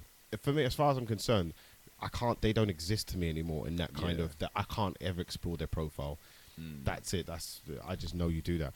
And it's nothing a knock against them. It's just that because I'm so old fashioned and like you, it's the thrill of the chase. It's about getting to know exactly that. someone. And Maybe essentially, we're just stuck in our ways, aren't we? that's the thing. And Tinder is essentially, I'm going to be with someone until I realize they're for me or they're not for me. But wouldn't it have been even better if I didn't have to go through the online rigmarole, then message them, then go to a place dignified, acting like we're normal people? We really want to skip this first date and fuck anyway. That's Picking why. some place like, probably a Nando's and shit, and they CCTV like, hey, try kidnap me, motherfucker. Yeah. One's like, And what makes me sick is when people go, I'm not on Tinder just for fucking. I'm like, oh, really? If you want a relationship, why aren't you on Match then? Why aren't you on Harmony? Why aren't you on all these other good ones? The ones that are boring. Why aren't you on Plenty of Fish? I They've don't been know. around for Plenty ages. of Fish just speaks to me. It just calls my name like Plenty fuck of that freaks. Shit, You man. must be joking. The whole idea is because you're a freak. Deep down inside, you want to get down. You want to actually have some sexual fucking exploration with new people. You want to explore yourself and see what you're capable of doing. But because of society, you're just going to have to be very discreet about it. You're going to have to make it look like it's an exclusive club. Like, oh, are you with it? Yeah, that's cool. Shh, don't talk about it. That was all. What the Don't fuck tell are you nobody. talking about? That's sad. To me, it's sad. It shouldn't ever be exclusive or discreet. The act of wanting to mate or find somebody and make love or fucking just hang out or, you know what I mean? All Make of that. love or fuck. Make love or fuck, yo. All of that should just be so natural because, come on, people in the 50s were just doing it liberally. And now we've gone back to a place where we're like all scared to talk it's about it. taboo, It's like- retarded. Yeah, Retarded. that's And a I'm very called a good point. fucking sexual miscreant just because I like to tell people I'm direct. But I So don't what, waste are no you, time. so you're single, I'm assuming, right? I've got like 2 friends Okay, cool. that have benefited me in many ways. But yeah, Everyone's like- I'm definitely single. In terms of those 2 friends, know when I don't talk to them, it's because I'm in the active pursuit of looking for something new. Yeah. Do you know what I mean? So, Wow. but by looking for something new, I take it as it comes. Do you know what I mean? If I get into a barren state, then it's like Netflix and chill. Do you know what I mean? Standable. Coronas And in a let's bag face of it, weed. there's enough inspiration online to to keep one occupied these days, man. Oh well, I was gonna Literally. say I do have a prolific porn stash, yes. Yeah. But I've man even doesn't, that boy. I've had to fall back on because the thing about porn and at least my Uh-oh, relationship. here we Here we go. go. As we hit the hour mark. Really? The thing Jeez. about porn is I've always looked at it like this. It is a viable tool for some people who, let's face it, they're not always going to sling dick. They're not always going to get sexual contact. Yeah. And this for them, if they can get rid of the evil inside them, as it's known, then I'm all for that. If it means that they don't go out there and rape and do any fucking abuse or anything untoward sexual harassment to women, then by all means. And the same for women as well. If you're a woman that likes to see women kissing and hugging and you don't know how to even express yourself with another woman. I don't know how I feel about that. Absolutely, but like, there's a lot I of like women who watch. live a closeted life because of the way society has made people reserved. I hate the fact that the old and ugly get to control what the young, free, and sexy get to do, and by making certain things, and by making certain things illegal or taboo or wrong, when you really know that it's natural and there's nothing wrong with it, and you can do it in a practice that is in moderation at least. Literally, I agree. Like, ain't nothing wrong there. If I meet a nice young chick, yeah, she wants to like squat over my chest and shit on my nipples, yeah. Okay. Why should I be judged for that shit, man? That's what I'm trying to say. Okay, listen, you need boundaries, nigga. I'm not saying anything like that. There's a place for everyone, though. I'm There is fucking definitely a joking, place man. for everyone. But I'm not on that shit, man. Unless you gonna do it. dude. But you know, you're right. There's a place. Oh gosh, have you seen Two Girls One Cup? Of course you have. What man hasn't, man? That That was strictly for research purposes. Oh god, that's what I'm saying. There's something for everyone out there. Yeah. Cool. And the idea is, if you just be yourself, you can get out of the way quicker than just hiding it to yourself, getting depressed, and paying people money. You know, that end up fucking using a baby wipe and leaving, looking at you like a rock. Do somebody who's gonna smile about it. But yeah, all of that. Baby There's this. wipe and leaving, boy. Yeah. Shit. Well, they're professional. They got to keep it moving. Do you know what I'm Sounds saying? like a movie I watched last night. Wow. What did you watch last night? Well, that I will not disclose. Oh, okay. It's one of those movies. Okay. All right. It wasn't even in HD. It was just just watched it. Was it full screen? No, I didn't have to, bro. I had other tabs Handheld up. cam blurry Oh no. amateur footage. So, how long have you been doing comedy for in a round? Okay, that's a good question actually. Because I never like to say the length of time because Yeah. I don't feel that I have committed Every myself day. fully Mhm. for the whole amount of time that I've been doing it. Yeah. My first gig was in 2012, so technically I could say 5 years. But if I round it down to the amount of gigs that I've had, I'd like to say that I'm sort of like 3 years, 3 Yeah. years in comedy. Okay. Problem with me, right, is what I do is I get bored. So I'll do comedy for a while. I'll build up sort of like a good momentum. I'll sort of create my own, what I feel like is a buzz for myself. Like I feel like I'm doing good. I'm doing like, 3 gigs a week. Yeah. I'm seeing a lot of people at, similar gigs and it's just like, wow, you're here a lot. So, you're doing well. And then, I just take my foot off the gas sometimes and just think, you know what?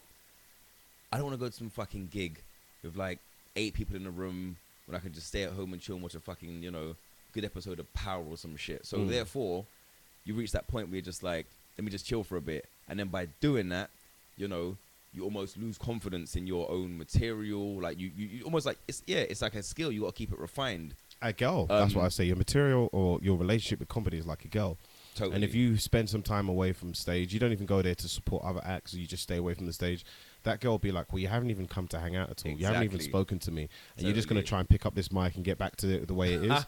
Watch how awkward it is when you try and get that first joke out or just your Trust me. act. Because you do feel rusty. There is such thing as stage rust. And Oh, the hell yeah, idea- that shit's and, real, man. And that's why I need green room thrivery. I need to at least be in a mode where I'm just Amongst it, and that yeah. muscle in my neck is just so loose that by the time I go up, I'm just like, ooh, ah. And people are like, where did that sound Man, come come from? on stage and bust nut in the ooh, ah. Ooh, Wow. ah. You But want no, to you see wanna this guy, be- Zach, boy. You want to bukkake them with as much laughter and pizzazz and charisma and gravitas and energy that you can. If that's your act anyway, you could be deadpan or whatever, but you want to give them as much as you can Exactly. in that short space of, this is what you could have had, but I'm just going to pull it back now. And you're like, what are you talking about? You'd be like, they only gave me 5 minutes, they only gave me 10, they only gave me 15. Yeah. They're like, oh, but I need more. And it's like, Totally. even I had to get out of my way of doing that. Like sometimes now, I do a closer that is well before the last few words that I say on the stage. Because they feel like I'm about to build up another joke, and they'll be like, wow, that's my time. And they're like, what? Like Yeah. I like having those M. Night Shyamalan moments, you know what I'm saying? Yeah. Where people are just shook in the bathroom, just like, why did Mel say that before he left the stage? But it's the idea of there has to be continuity in what you do, so that you know I've left them hanging now. Yes, I've got to start exactly them off that, with something yeah. amazing. And even like you, bro, my jokes, that's why I want to do this half-hour special, because this was my whole introductory to UK crowds and more white crowds, because I'm not an urban act, so to speak, because I haven't done enough urban gigs. But be perfectly honest, in my head, I'm Translation, not black gig. Thank you. I'm not urban, because just because some people left this city and ran out to a rural place, there's no opposites. We are still fucking people, okay? I have performed to many mixed crowds, not too many black people, though. I want to do more black crowds. The idea is I just want to have my own comedy that is for everyone, and that's what the first special is going to be. Throw it on a DVD, throw it on YouTube, throw it wherever you want. Yeah. I don't care if people are bootlegging it on Sunday in a car park. Just watch it. That's me saying hello so I can move on to this next year. And that's the way I feel about, comedy. You still have to go for those old jokes because not everyone's heard them. Yeah, but at the same time, the flip side to that is that I find that if I have this thing where even if I know I'm going to a club 3 weeks later, if I go to the same club, I feel shit about performing the same joke there, because just the fear that one person has seen it before and they're going, I know what's coming next. That gets me, and I find that there are a lot of comics that are not fazed by that, so therefore they progress more because they perfect that joke, they perfect that 5-minute routine. Where what I tend to do is try and write a new 5 minutes for that venue, and then in a way I never sort of perfect what I'm doing. So, but then the positive to that is that for me it's fresh still, and when you go somewhere, you're performing that fresh shit, you enjoy it more. I don't like doing jokes that I've heard before because I don't find them funny. So right now, I guess I'm at the stage where I'm trying to find the balance between keeping it fresh for me, but at the same time keeping it fresh for them, but then having that, that what they say, like the gold material, the solid stuff, like tried and tested. So I think, that's why people go out there 5 minutes, 30 minutes of like new material, 30 seconds of new material in a 5-minute set, or if you're doing 10. But that's why now I like the fact that I'm hosting. I host every Wednesday at a place in Greenwich called the Trafalgar Tavern. Is that Marvin's joint? It is nice. Marvin Allen's gig. And it actually gets a good crowd. We get numbers. Marvin does actually do well. Yeah, get good numbers in there. So I'm the resident MC for that. And what that allows me to do is try out shit because, as the host, you don't have to be like overly funny. The first thing you have to do is make them feel comfortable. Once they trust you, you can try out some shit, And that's what I like because it keeps it fresh for me. And then I do the whole audience interaction. And you know what? There's certain nights where I walk out onto that stage and I'm just like, I do not fucking feel funny. Like, I'm looking at these guys and they're looking at me like, come on in, what you got? And I'm just like, you're just not feeling it. But then, I'm saying, I bring myself into that mood, just make them feel comfortable. And then, and then get to try out new shit. And that's when it's sort of like, that's when I evolve. That's when I'm sort of like, that's when I glow. That's when I progress. Do you get enough of the like interaction in your day job or like in your civilian life, as we call it? Do you get enough of that where you can be charismatic, you can be honorary to your true talent of just like making people comfortable, maybe cracking a joke here and there? Definitely. I work in a casino. Oh, sweet. And we have, hundreds of customers. Rollers and strollers. All there. Ballers and broke motherfuckers. Such a spectrum of waste, man. It's unbelievable, Dead rich and dead broke. Dead beat. Hit you with the same old stories, like, that they think everything they're saying to you is fresh. It's like, bruv, I've heard this a million times, man. Fuck off. I don't care if you lost your car gambling, like, move. Like, this doesn't impress me much, you That's a Shania Twain song, by the way. Back to that reference. Callbacks. But so with these customers, I am myself, and I'm known for being like, the charismatic sort of like, guy in the building. I laugh at them, I joke with them, because we're humans at the end of the day, innit? Whether you're winning or losing money, you kind of want a human, that you're doing it with. So I definitely say I get that level of interaction. I used to do have like a little prize draw thing, and I would sort of be the guy on the microphone saying, right, and the winning number is, and just things like that, and I'll bring it to life. Whereas you do get a next man and be like, right, prize draw number is 4752. I repeat, 4752. Bye-bye. Nothing, bruv. Like, if you win a prize, you want it like, all right, ladies and gentlemen, winning number is, we got a 4. We got a 4, ladies and gentlemen, and just bring life to the shit. And then people like they're making Richard excited. Blackwood host the National Lottery game show instead of Del winning. There you go, bro. Yeah, there you go. Literally, that's the shit I'm talking about. I always tell people to do that to themselves as well. I'll be like, well, why do you not imagine that the moment you walk out onto the stage, there isn't a certain camera with a certain filter and put you in a certain frame and you're on a certain channel? So I'd say channel every single promo, TV show, Chart Show, Top of the Pops, where you saw like Richard Blackwood's a good one to use because he had his own show at one point as well. Yeah. What was that shit called again? That MTV show, wasn't Richard, it? No, I meant the Richard Blackwood show that he had on Channel 4, where he would do a monologue to an entire audience and then he would do sketches afterwards. Oh, okay. Do you not remember the Richard Blackwood show? I'm not gonna lie. Jesus, Richard Blackwood's still dabbling in comedy. Oh well, he's still big in the game. Yeah. But I just remember the MTV show that he done like a dating thing in it. I just remember that whole like. I swear it was like a ghetto version of Blind Date or some shit. Like just that was way back. That I think that's what kickstarted his career. No way. No way. Wrong. Try again. No. I mean, in terms of, I think Richard Blackwood was doing comedy. He was doing radio as well. He was DJ at one point, or at least I think after he got the Choice FM gig, he was doing DJing at a club in North London. Did you ever go to Eros? No, but I know Eros. Okay. Man got shot in the face and they shut the shit down. Now it's a sofa place. It's so sad. Boy. Catches bullets with his teeth. This ain't a wild word of sports, mate. He didn't catch nothing. But yeah, unfortunately they shut down the club. But Richard Blackwood then relocated to the club just down the road, KO, which is now called Club Rio, which is in Wood Green. Yes, I know. I've been there before. You've been to KO before? Yes, I've been to KO. Wow, okay.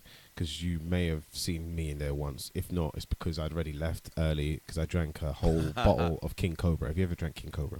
So you basically done what the Jamaican guy done with the whole bottle of Hennessy, yeah? I didn't spit it. I didn't spit up though. What? I was talking about the older Jamaican guy. Yeah, I know. But I gotta be honest. Like, I didn't. I drink, did it. I 2 didn't tears in the bucket. Fuck it.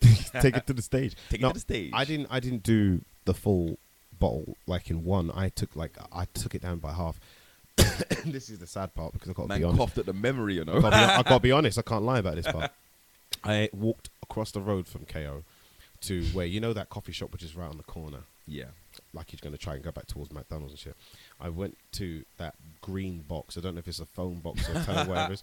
I sat on the curb with my back against the green box, just breathing. I had to go back into some deep chakra, like where's my soul? Because it feels like it's about to come out my asshole. I was so twist, and I knew how much of the drink I had to drink left. So what I did was every time I opened up my eyes to try and like firm it, and I knew people watching the guy just sitting down, I would drink this bottle quickly.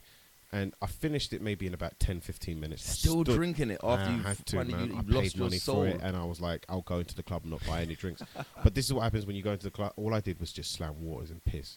Slam waters and piss. Wow. For the first 9 sessions of slamming waters and peeing, I was not looking at no chicks. I wasn't chatting to no chicks either. Jeez. No chicks probably saw me there. I was like a ghost. And then like around about the 9th piss or 10th piss, I leave the men's toilets where the girls' toilets is like, you know, after a little bit of a walk. And I just see the queue and I'm like, there is women here. Do you know what I mean? All of a sudden I was like, straighten up. And then I was like, a perfume or woman's piss that you was a little bit of both. A little bit of like the door opening up so you get like the natural smell of it, like what's underneath the surface. And then you've got like the perfume and all of that other like, you know, mango body scrub from Body Shop. And so I'm walking in there and I'm looking for my boys because I'm like ready to drink again. I'm like, I'm going to tell them, come, let's get a JD and Coke or something. Because I've pissed so much and I feel like litty enough that I'm not, without all that water and stuff, I felt normal. Yeah. Needless to say, they were so fucking drunk. My friend had a bottle of Moet. He had already drank that down by a quarter. His breath smelled like cheese. I swear to God, when you really drink Moet, the cheap champagne, you know? cheese. I used to call it cheese water because your breath would smell like cheese. You give it to a chick, and all of a sudden you talk to her, and because you're in a club, you're close. Yeah. Her breath smells like cheese. I'm like, I'm never buying champagne again unless I'm getting hypnotic to pour in it so that the sugar from the hypnotic takes the cheese down. Because I was like a some Breaking Bad shit, boy. like a drink connoisseur back in the day, yeah. So needless to say, anyway, this night inside KO, I spent about £270, starting from the King Cobra to like the drinks and the bowls and stuff like that. I didn't leave until the club shut down. I walked back to my house because it's right down the road. It was about 5 a.m. in the morning. Got kebabs. It was one of those nights where I realised I spent way too much money due to the fact that I got so drunk at the beginning. And I was trying to recover. Jeez. So I was chasing normalcy, but I kept going down a road of craziness. Do you know what I mean? Oh, it doesn't matter if I pissed 9 times. I saw girls who got me lit back up to the fucking champagne and hypnotic. But yeah. That was memoirs of a Alcoholic Anonymous victim there. Did you not drink like big amounts in the club when you went to the club? Or you were still in a relationship, obviously? Do you know what? No, I had early days of raving and stuff. I would say the most drunk... Let me tell you, the most drunk I've ever got in a club. I don't know. West End prices weren't cheap, man. Yeah. And you know what was Cafe de Paris, no joke. Out of my boys, I was the first one to sort of drive, innit? I say the first. I was the first one to drive, so You were I the was always like carpool. designated driver, innit? Yeah. So when I go out, I can only have sort of like 10 drinks, and I had to stop because I didn't want to get pulled over and shit. But like, you know, What car were you driving? Vauxhall Corsa 1.2, Jesus. registration number R837 CNM. Do you know what? I got. I don't know if fucking I should have put a books. block on that because I got you don't own that books car. for Do you my still car. own that car? Huh? Do you still own that car? Bruv, that was my first ever car. But you don't own it no more. If I was still driving a Vauxhall Corsa 1.2, bruv, yeah, I would not be in this room with my head held high. Like, no fucking way. That was, that was the first. That's the memory car. That's the memory car. That's yeah. where, that's the one where, like, yeah, good memories. That was the Toluton and back car. Yeah. Like that. Yeah, that car took me around the borough. Do you remember blazing in your first car and just like Bruv, hotboxing it up? We I love that. blazed it up, bruv. Do you know what? Mine was a Fiat Uno, by the way. Terrible car. It was a shit box. Uno. Shit box, and I had a supercharger on it. It was the Wow. loudest. It was the loudest thing in the world. And this is how Uno, bad. you This is how know. bad the car was. It refused to start in first. Refused to start. You had to start the car in neutral and get it into second as soon as possible. And it made so much. Wow. This is how fucked the car was. And it made so much noise that Yeah. eventually it became parked at the top of the road. Like I lived at the bottom. I parked at the top of the road, and I just blazed in it after a while. I refused to drive it because of the Became amount the of blaze spot. the amount of work that I had to put into that car. It needed a new starter motor, it needed a new alternator, it needed a new fucking radiation fan belt, it needed a new hose. I was done. Yeah. I was done. I was My like, car needed some new hose. do you know what sold me? Because I was like, fucking, this is my first time of working in a warehouse. I became nigger rich, and I had enough money to buy this car and also Nigger get rich, some you know. and get some hubcaps that look like rims. Do you know what I'm saying? Like, I Do you know felt like, what? Everybody pimped out their first car. Listen, I made that fucking classic mistake, right? I had a Vauxhall, like I said, a Vauxhall Corsa 1.2. The car, yeah, it's like, was it blue or was it a shade of purple? We will never know. I don't know. I always put it down as blue, but to me, it looked like purple. Like, It's two-tone. Yeah, well, I'm trying to beg two-tone like that. It's like pearl. Like, you get it from this side, no. But, like, what I tried to do is I tried to pimp my ride, bruv. That's obviously when, like, the whole exhibit thing was going on. So I got these cheap-ass blue seat covers, yeah. oh no, Make my seats look like racing seats, bruv, yeah. Epic fail. Car look fucked. yeah. Bruv, you know, like when you try, like they're saying it, when you Should've try kept and the put- original material bruv, when 'cause you it's try low and key. shine a piece of shit instead Yeah. of a piece of shit in it. I made the classic mistake of getting one of those gear sticks that lights up. So it was like Oh, a silver no, gear you stick, didn't. but it had the blue LED lights, bruv, yeah? Bruv, shit. I thought I was balling. Listen, I had to actually, it wouldn't fit on my thing. So I had to saw. Oh no, you didn't. I had to saw off the top of my gear stick just to get this thing on. And then you get the little Allen key to tighten it on, bruv. The amount of times I drive and that thing just flew off.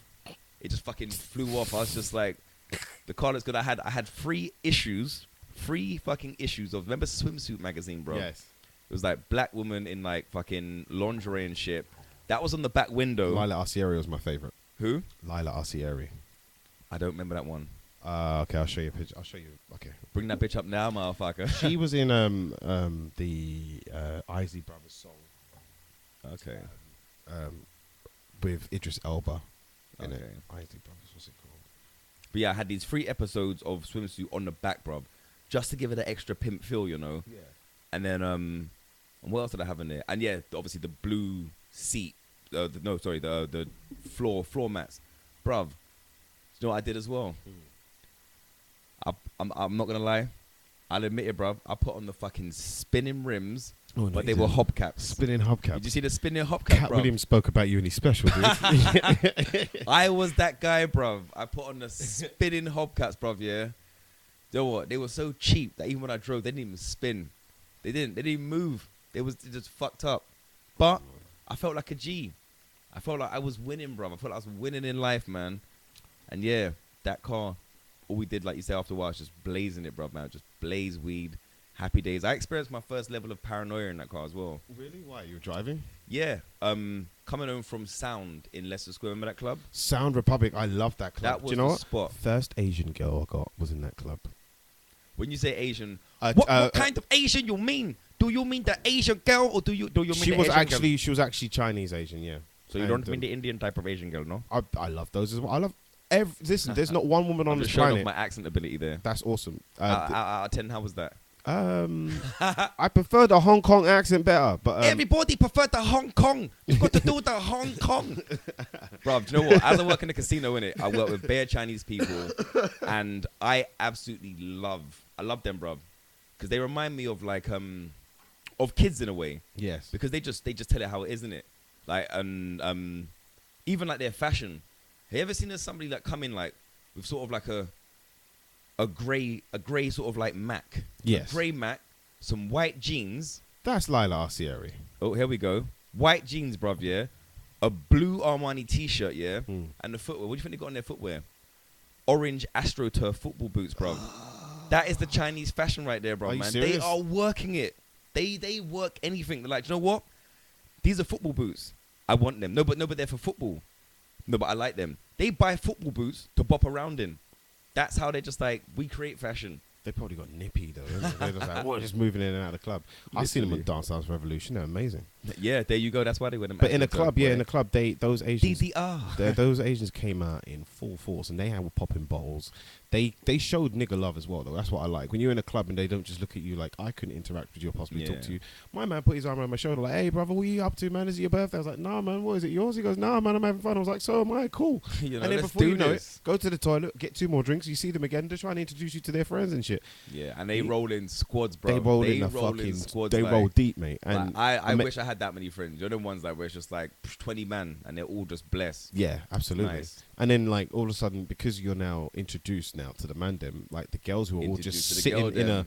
a like Yeah. a U shape in that little booth, you're just like, Standing in, they always Yeah. do that in it. Like, well, I like the first one that stands up. That shows me that's the balls of the group. Or this is the girl who's going to try and help you get one of the girls who's too shy sitting down. But Ooh. that girl who you strike a nice Literally. friendship with her and just say like, what are we doing? We doing shots? You'll be like, oh, that's a great idea. What is it again? Mel. Then why don't you go and get some shots? You're like, trust me, so Mel's this. well, you drink hypnotic.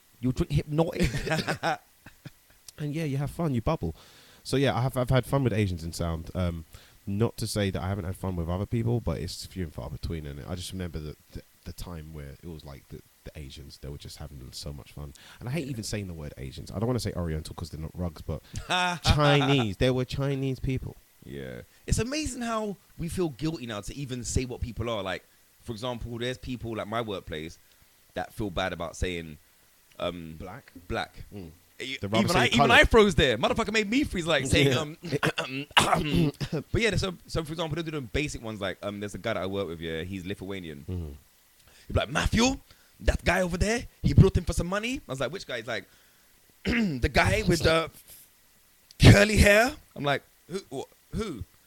The guy with doesn't reflect light. Like, you know, one's like, just say it. He's black. Yeah. But we are so PC now. It's just, you know, Asian, Indian. Just fuck. What's the problem? Just be real, man. Yeah. It's worse. It's worse when you try and hide that shit. But like that, that non-reflective guy. Like, how fucking bad does that sound, bro? Yeah. Or just like, you know, Non-reflective. that yeah, Man, void that of underachiever pigment. in society.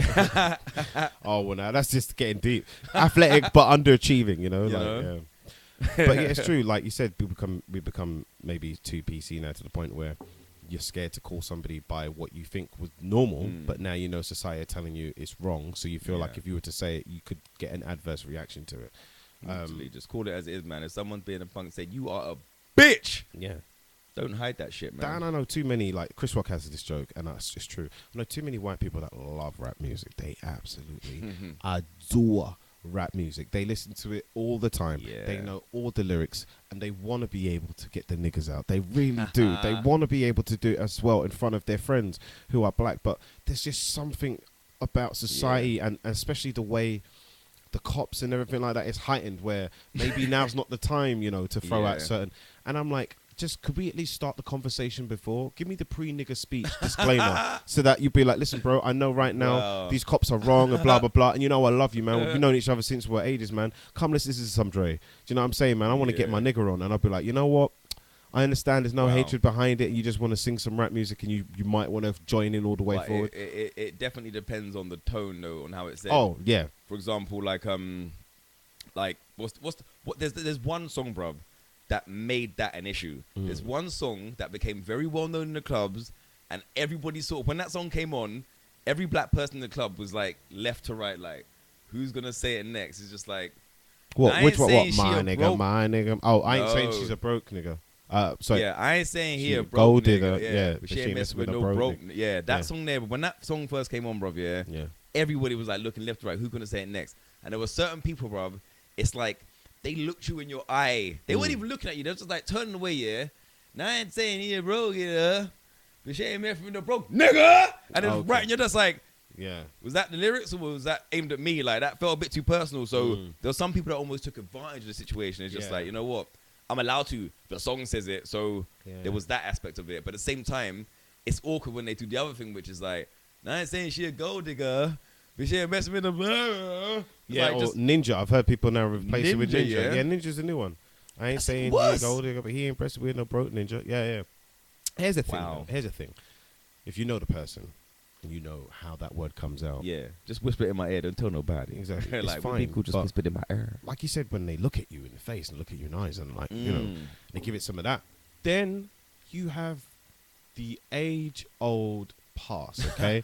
The past which is known as our only form of reparations, which is to strike deep, You know? okay?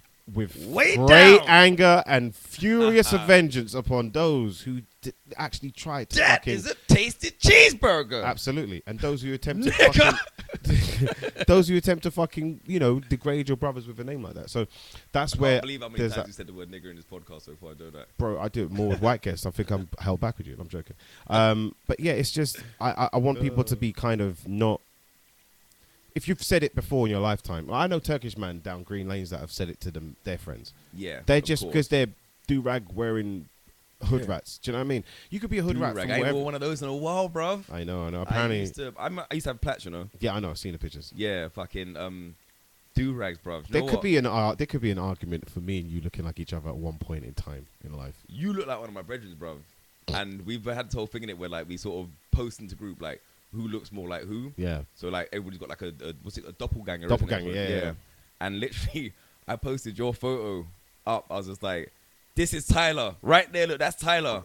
And it was like, "There's something there still, something in the eyes." Seriously, Tyler, like, huh? yeah. My dad's got loads of kids, so maybe we're related. No, that's just no joke. Y'all might be related to did. Might be related to did. Ain't gonna mess with his sister. So is this her? This is Lila Arcieri, yeah. So you were talking about swimsuit edition, and then Yes. you were talking about just in general. She was Come in, thinking now, she does kind of ring a bell. she was in an episode of Still. swimsuit edition because she started in a program called Son of the Beach. Do you ever remember that? It was on Bravo. Son of a beach. Son of the Beach. It was a weird kind of like Baywatch booth. Okay. It starred her and a bunch of other guys. A guy who looks like John Lithgow. Do you know who John Lithgow is? No. Did you Don't ever worry, watch, you have to did you Google ever him. watch Dexter? Yes. Okay. Did you remember in season 4 the Trinity Killer? See, I stopped at season 3. Oh Jesus! I believe I stopped at was it? You stopped at Jimmy Smith's. Is that it? Jimmy. Yeah, yeah. Guy from LA Law originally. Surprise, motherfucker! Yeah. Okay. All right. Dukes. So I think you're lucky then, because it Yeah, gets I worse. heard. It gets worse. Yeah, I heard. Yeah. Once Dukes was out of it, bruv. He was the best guy. Yeah. Sergeant Dukes, bruv. That guy was raw. I'm watching you, Dexter, motherfucker. Yeah. He made. I don't put this way. I think he actually made motherfuckers smoother than Samuel L. Jackson did it. Like, Yeah. He's a Just good the way- actor. He's like basically the new Ving Rhames if he just like starts doing some Shakespearean shit, because Ving Rhames is a proper actor. Like he's Shakespearean, Shakespearean, fucking you know. trained. Yeah, no, he knows to how be or not to be, motherfucker. We're talking about King Lear, Othello, and they'll probably give him some other roles. But yeah, Ving Rhames is big. What sort of movies you used to grow up with back in the day? Hmm? What sort of movies did you used to grow up with back in the day? To be honest, I'm looking at your wall. I'm seeing things like Boys in the Hood, Hood- like hood Terminator, Back to the Future. Like, I'm a 90s baby, bro. Like, I think that's one thing 90s babies have in common, bro. Yeah, we all got good shit. Like, we got good media, we got good music. Like, now, I don't think kids collectively can reflect back on their past in the same way that we could. So, for example, TV programs. You know about fucking Gummy Bears. Yes, of course. You know about Defenders. Yes. Captain Planet. Yes. Fucking what's the Centurions. yeah, exactly that. Potted and we peas. can all. Okay, let me test you. You know about Visionaries. Of course I know about Visionaries. Black Club. Power Hey, Extreme. Listen, bruv. Bro, I was born in 1984. I've got all of it. There you go. I'm 83. Yeah. Bruv, it's fucking. So we can reflect back, yeah, and we know all this shit. Yeah. Films as well, like Terminator, RoboCop, Predator, Boys in the Hood, Men in Society. Like Turtles we grew 2, up- Secret of the Ooze. Do you know what? I'm not gonna lie. Vanilla yeah. Ice. I saw it once. Yeah. I saw it once.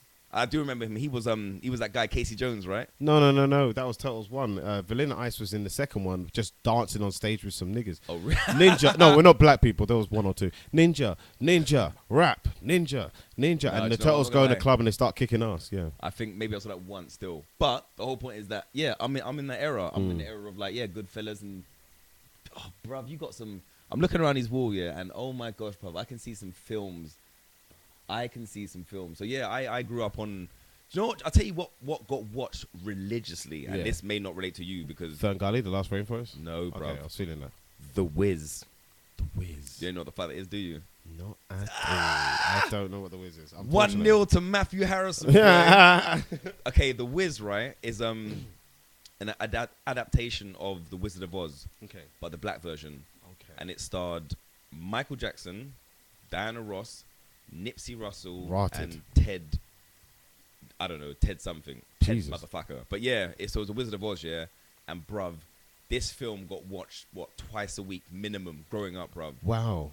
And Michael Jackson, bruv, I'm not going You to lie. make it sound like you were in Serbia or something like that. Like you had one movie to watch on black and white TV. That's how it was, bruv. Like you were in a Literally. bomb shelter. Like it's a blast from the past. Jesus. It was like, what's that shit, man? 1984 anyway. They just make you watch something like just brainwash you. Yeah. It's like, subliminal messages and literally, everything. boy, just taking that shit. So in. you But were yeah, watching The Wiz. that film there, had everything for me, bro. Had the music, the storyline, the classic whole Wizard of Oz storyline in it, and shit like that, and it was just like, the black version. So that right there got watched religiously. Also, Bugsy Malone. Oh yeah, that the got kid version, watched, yeah. Bruv, is there an adult version? Not that we know. That's what I'm saying. Like And that they right started there. hitting each other with pies at the end, yeah. Bruv, man. Beautiful film. Give a little love and it all comes back to you.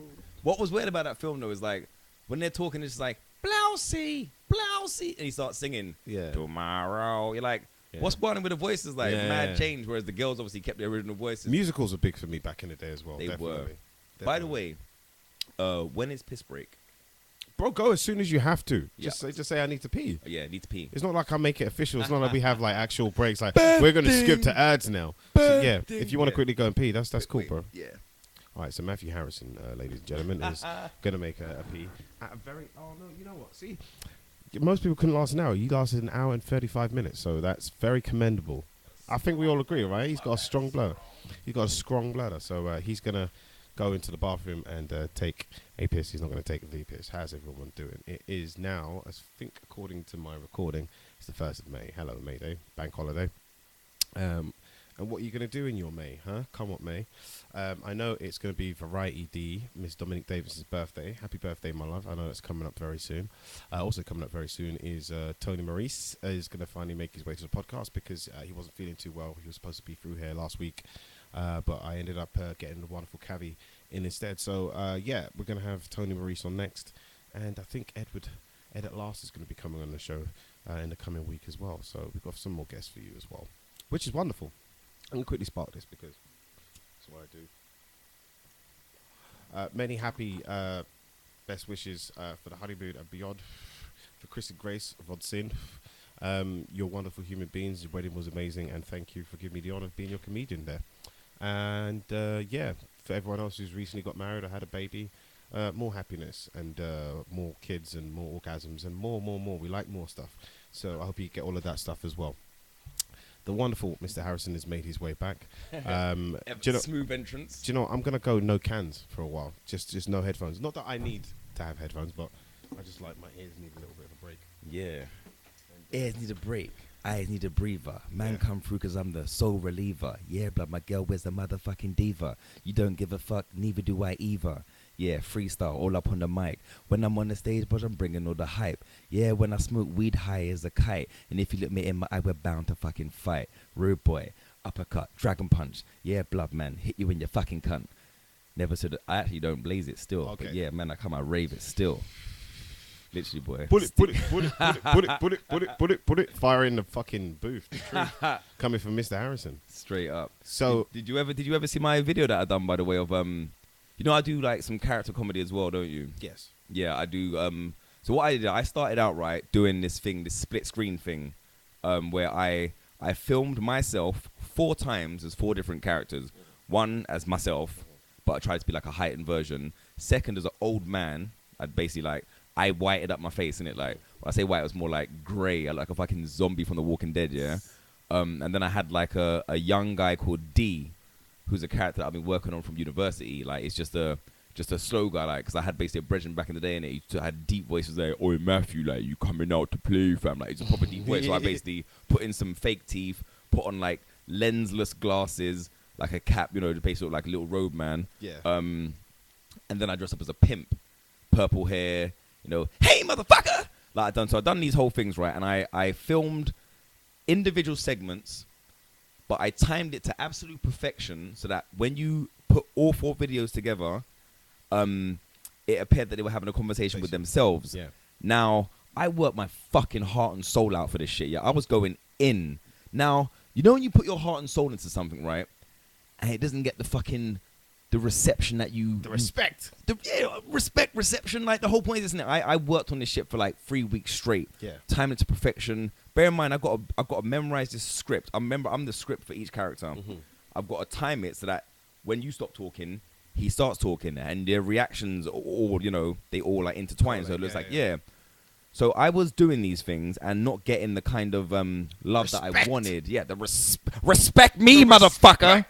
So yeah. So in the end, I thought, you know what? Let's just try individual ones. So I then moved on to like, I got a little bit of feedback in it, and people said that their favorite character was D-Boy. Yeah, that's his name. And so yeah, I sort of did like some raps with him. I don't know if you ever saw those where he just walking, just spitting bars about being on the road.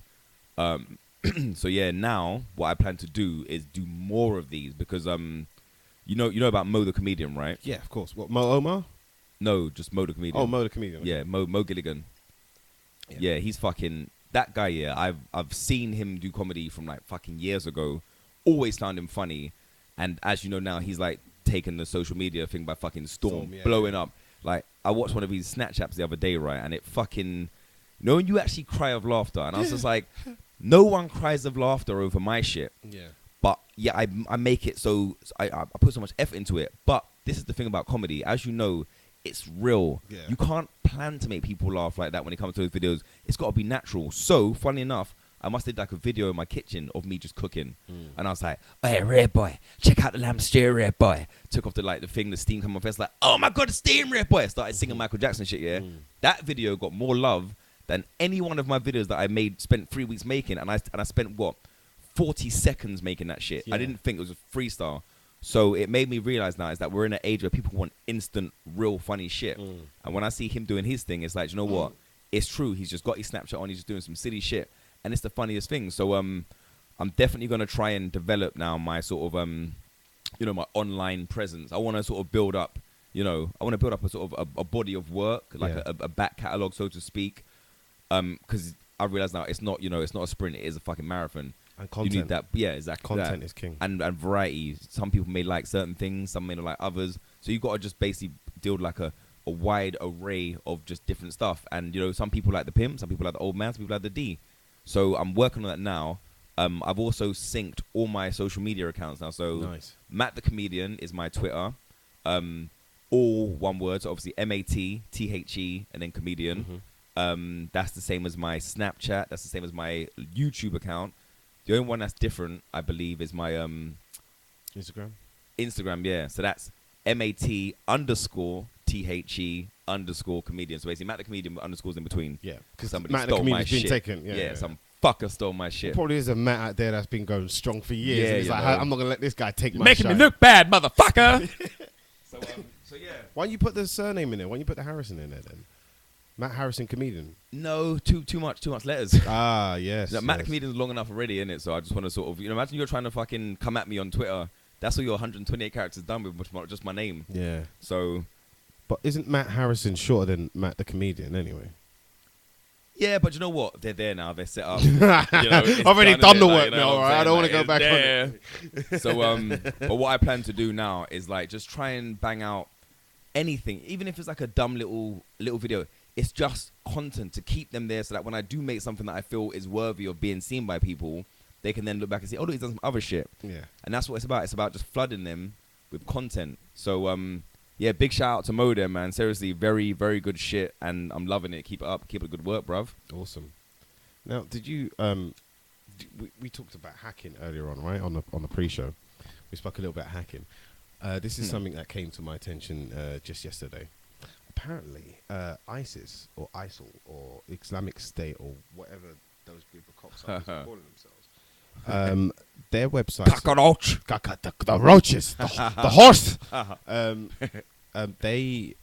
their websites or their supervisors, people have gone on their Twitter accounts and stuff like that, have been hacked recently by an anonymous group, obviously, who've come forward now. I need to put this guy's name out there because he was awesome.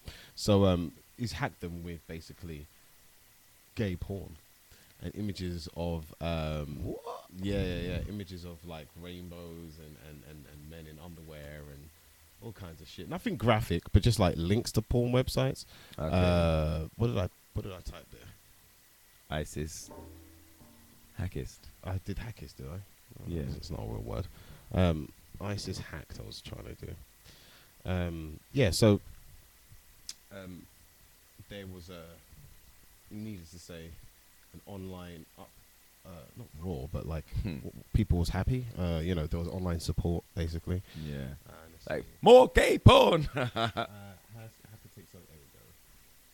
Accounts with YouTube things. Here we go. So hacker takes over ISIS Twitter accounts and replaces the content with gay adult photos, like some stuff like that. The hijacker. Sorry, the hacker. Sorry. The hijacker, boy. The high hacker. Man is in like fucking terrorist mode under the hijacker. Well, he's hijacked their website, I meant. His passport was found by the scene. Yeah, how convenient, bitch. The hacker has taken over more than 250 Twitter accounts and filled them with adult content from pro-LGBT messages. The hacker, who's known as Wachakala Ghost. What's that? Is that Wahaka Ghost? Wachala Ghost. Wachala Ghost. Spelled Wauchlaghost. Full stop. Yeah, full stop. Has been targeting the ISIS accounts for 18 months. Has been threatened, obviously, by beheading with the groups. Obviously, they want to kill him because he's put some kind of, basically, lack of a more harsh term, gay stuff on their website, which is what they're scared of. Could you imagine the guy logs on to like tell other supervisors come and join my fucking ISIS account, and then all of a sudden it's a rainbow and a guy holding up a hand, or spreading a butt cheek, and he's like, wait a minute, how am I supposed to? All of a sudden his followers have gone down to -17, and he's like, how is this possible? And he's like, what infidel? And he's realized all of these posts, infidel. Yeah, somebody's infiltrated, like gone behind my fucking computer, and he's got nothing but cock pictures. You know what I'm saying? and men in fucking plyometric fucking envious positions, you know what I'm saying, doing all the Kama Sutra stuff, spelling out all of the letters of ISIS, and he doesn't like it. So this is what I see has happened. Some people are tired of waiting for the government to do shit, and like most comedians, you'd want to talk about stuff that you feel like is a burning desire, something on your chest you just want to get off. Yeah. But this is some person who's like, I can hack shit. Let me just fucking take these cocksuckers who are telling people to go and travel to Syria and get their heads blown off by fucking US and other allied forces who don't want to take innocent life, but they're like, you ain't innocent, motherfucker. You trying to kill people? I'll kill you. It's a weird place where we've got to now with this whole ISIS shit. The world is scary. It is. I've always said it, man. Like, there's a joke that I do in it. I sort of say, because I watch the news a lot in it, and it scares the fucking shit out of me. What do you watch in terms of? Bruv, do you know what? Just anything, any news channel will scare the hell out of any. You don't even fucking need Saw Fire, bruv. You just any BBC News, that is a fucking horror movie in itself, Yeah. And I was especially the presenters, Jesus. Yeah, not just BBC, all of them. Ugly motherfuckers. No, it's just I watch News 24 once, and like you. And what they do is they always say they're gonna show you a clip of like some ISIS beheading, or like the whole thing with their captain. They gotta make that speech. It's like, the West needs to give ISIS 1 million. It's a fucking speech here. But before they show it, they say, some viewers may find the following scenes disturbing. And I'm sitting there like, some. Not all, just fucking some. Some, yeah. I'm like, what kind of a fucking warning is that, man? Like, just, I'm sitting there like just shitting myself and shit. And it makes you think like, do they think that we've become less afraid of terrorism now, but like more afraid of spoilers? It's just like fucking, it's nuts, but it makes you think, what's going to happen next year? Soon you're going to have like groups of terrorists, right? Just fucking burst into cinemas, like just running there with guns and shit, and just being like, Bruce Willis dies at the end. Bye bye. Just fucking like ruining our fucking movies and shit. Like, obviously works a lot better on stage, obviously you could imagine, yeah, because I'm fucking juiced off this. I didn't know that was a joke. Yeah. I thought you had a poignant point, but go. Joke failed. But, And but yeah, seed. obviously, yeah. But when it's like it's on the stage and it works and shit, Ian J fucks with your mind. But the whole point is, bro, it genuinely is some scary ass shit out there, man. Like their scare tactics and shit. It's just like, why do you think they're doing it? Like, why do you think they're just? It's the age old theory that I've got that is some human beings don't like to just evolve on their own. They like to control, to get more power. That's all it is. It's a power thing. You could try and take your philosophy and you could even martyr yourself, you know, say I'm going to try and kill people. But the idea is that you as one person is a piece of shit. But when you become a symbol, like in Batman Begins, when you become like a proper like cult or something, like something for people to rally behind that have lost everything or don't have much in the way of mental thinking or a capacity for compassion anymore due to the fuckery that they've had since they were born. Fuckery. All of that, I think, just will correlate to a message that gets sent out there, especially to, like, because I know a bunch of Muslims are like those. There was some of the hackers were Muslim in this guy's organization. There is a bunch of people out there, I believe, who believe in their heart that there is no reason to harm innocent people who have got nothing to do with you. That's what they Really? believe. Some people believe that innocent people shouldn't be harmed. Yeah, absolutely. Yeah. And then there's those who are just like, well, fuck them. They're sheep. They're goat. They're the numbers that I need to make the other people get scared enough into doing what we want them to do. And that's their belief. They believe that if they take enough innocent life, it will be like a huge sacrifice that we can't bear and would end up bowing down to their demands. That's the old story of terrorism that I know it as, based on seasons of 24 and all of those shit movies that I watched. Yeah.